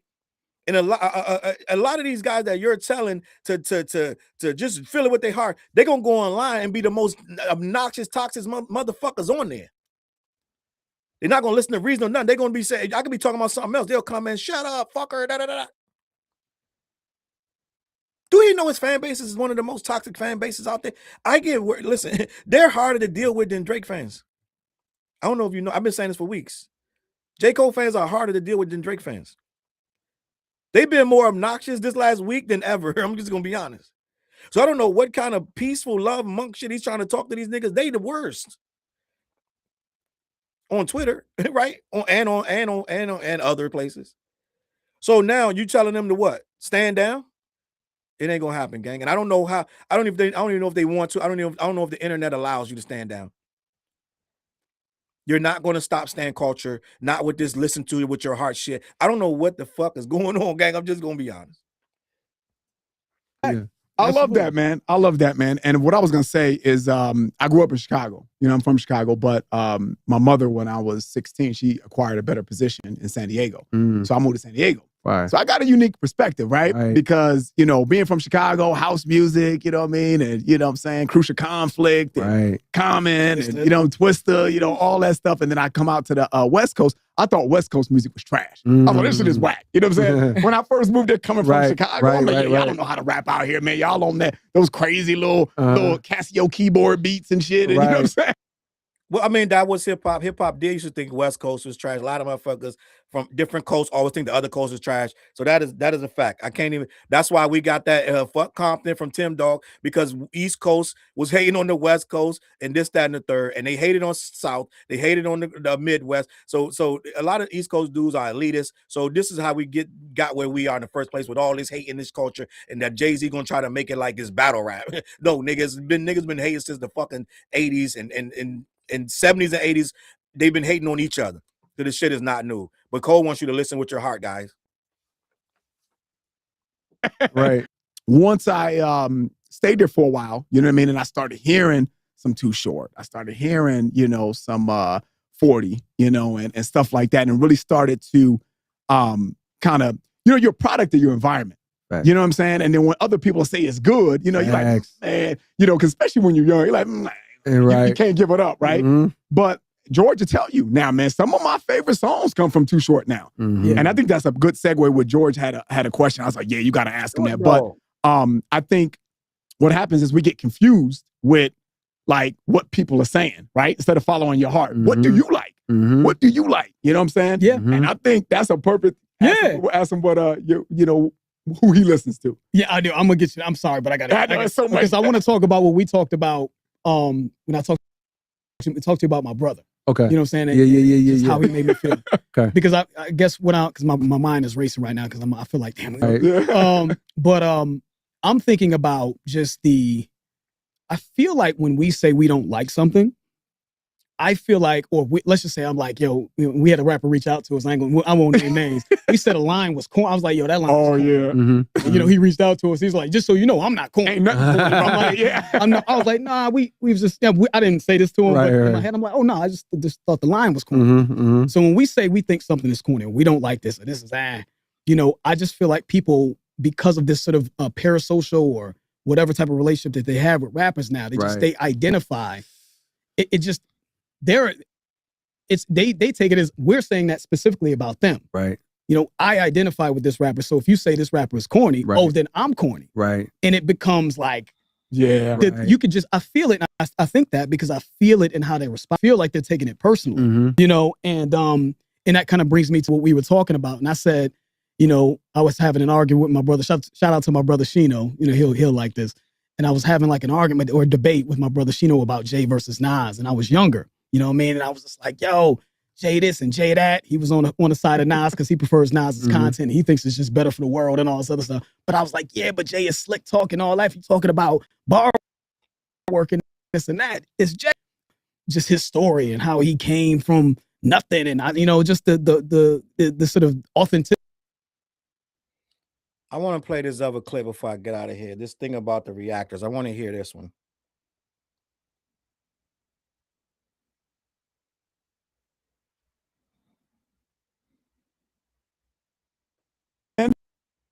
I mean, we could go on, but man, No, you tired. Thorough, boy. This is a good one. I appreciate your time, man. Couldn't have went any better. Yeah, how much time y'all think that was? 2 hours. Oh yeah, that ain't feel like 2 hours. Yeah, we was floating, man. There we was floating. We could talk to you all day, though, man. Yeah, likewise. Because you come from where we come from, man. We fuck with you. We rock with, man. We appreciate you coming. We do. Thank you, bro. I know you tired. I know you're on East Coast time. We appreciate you coming out, Can't man. wait to hear about that thing you told us about. Yeah.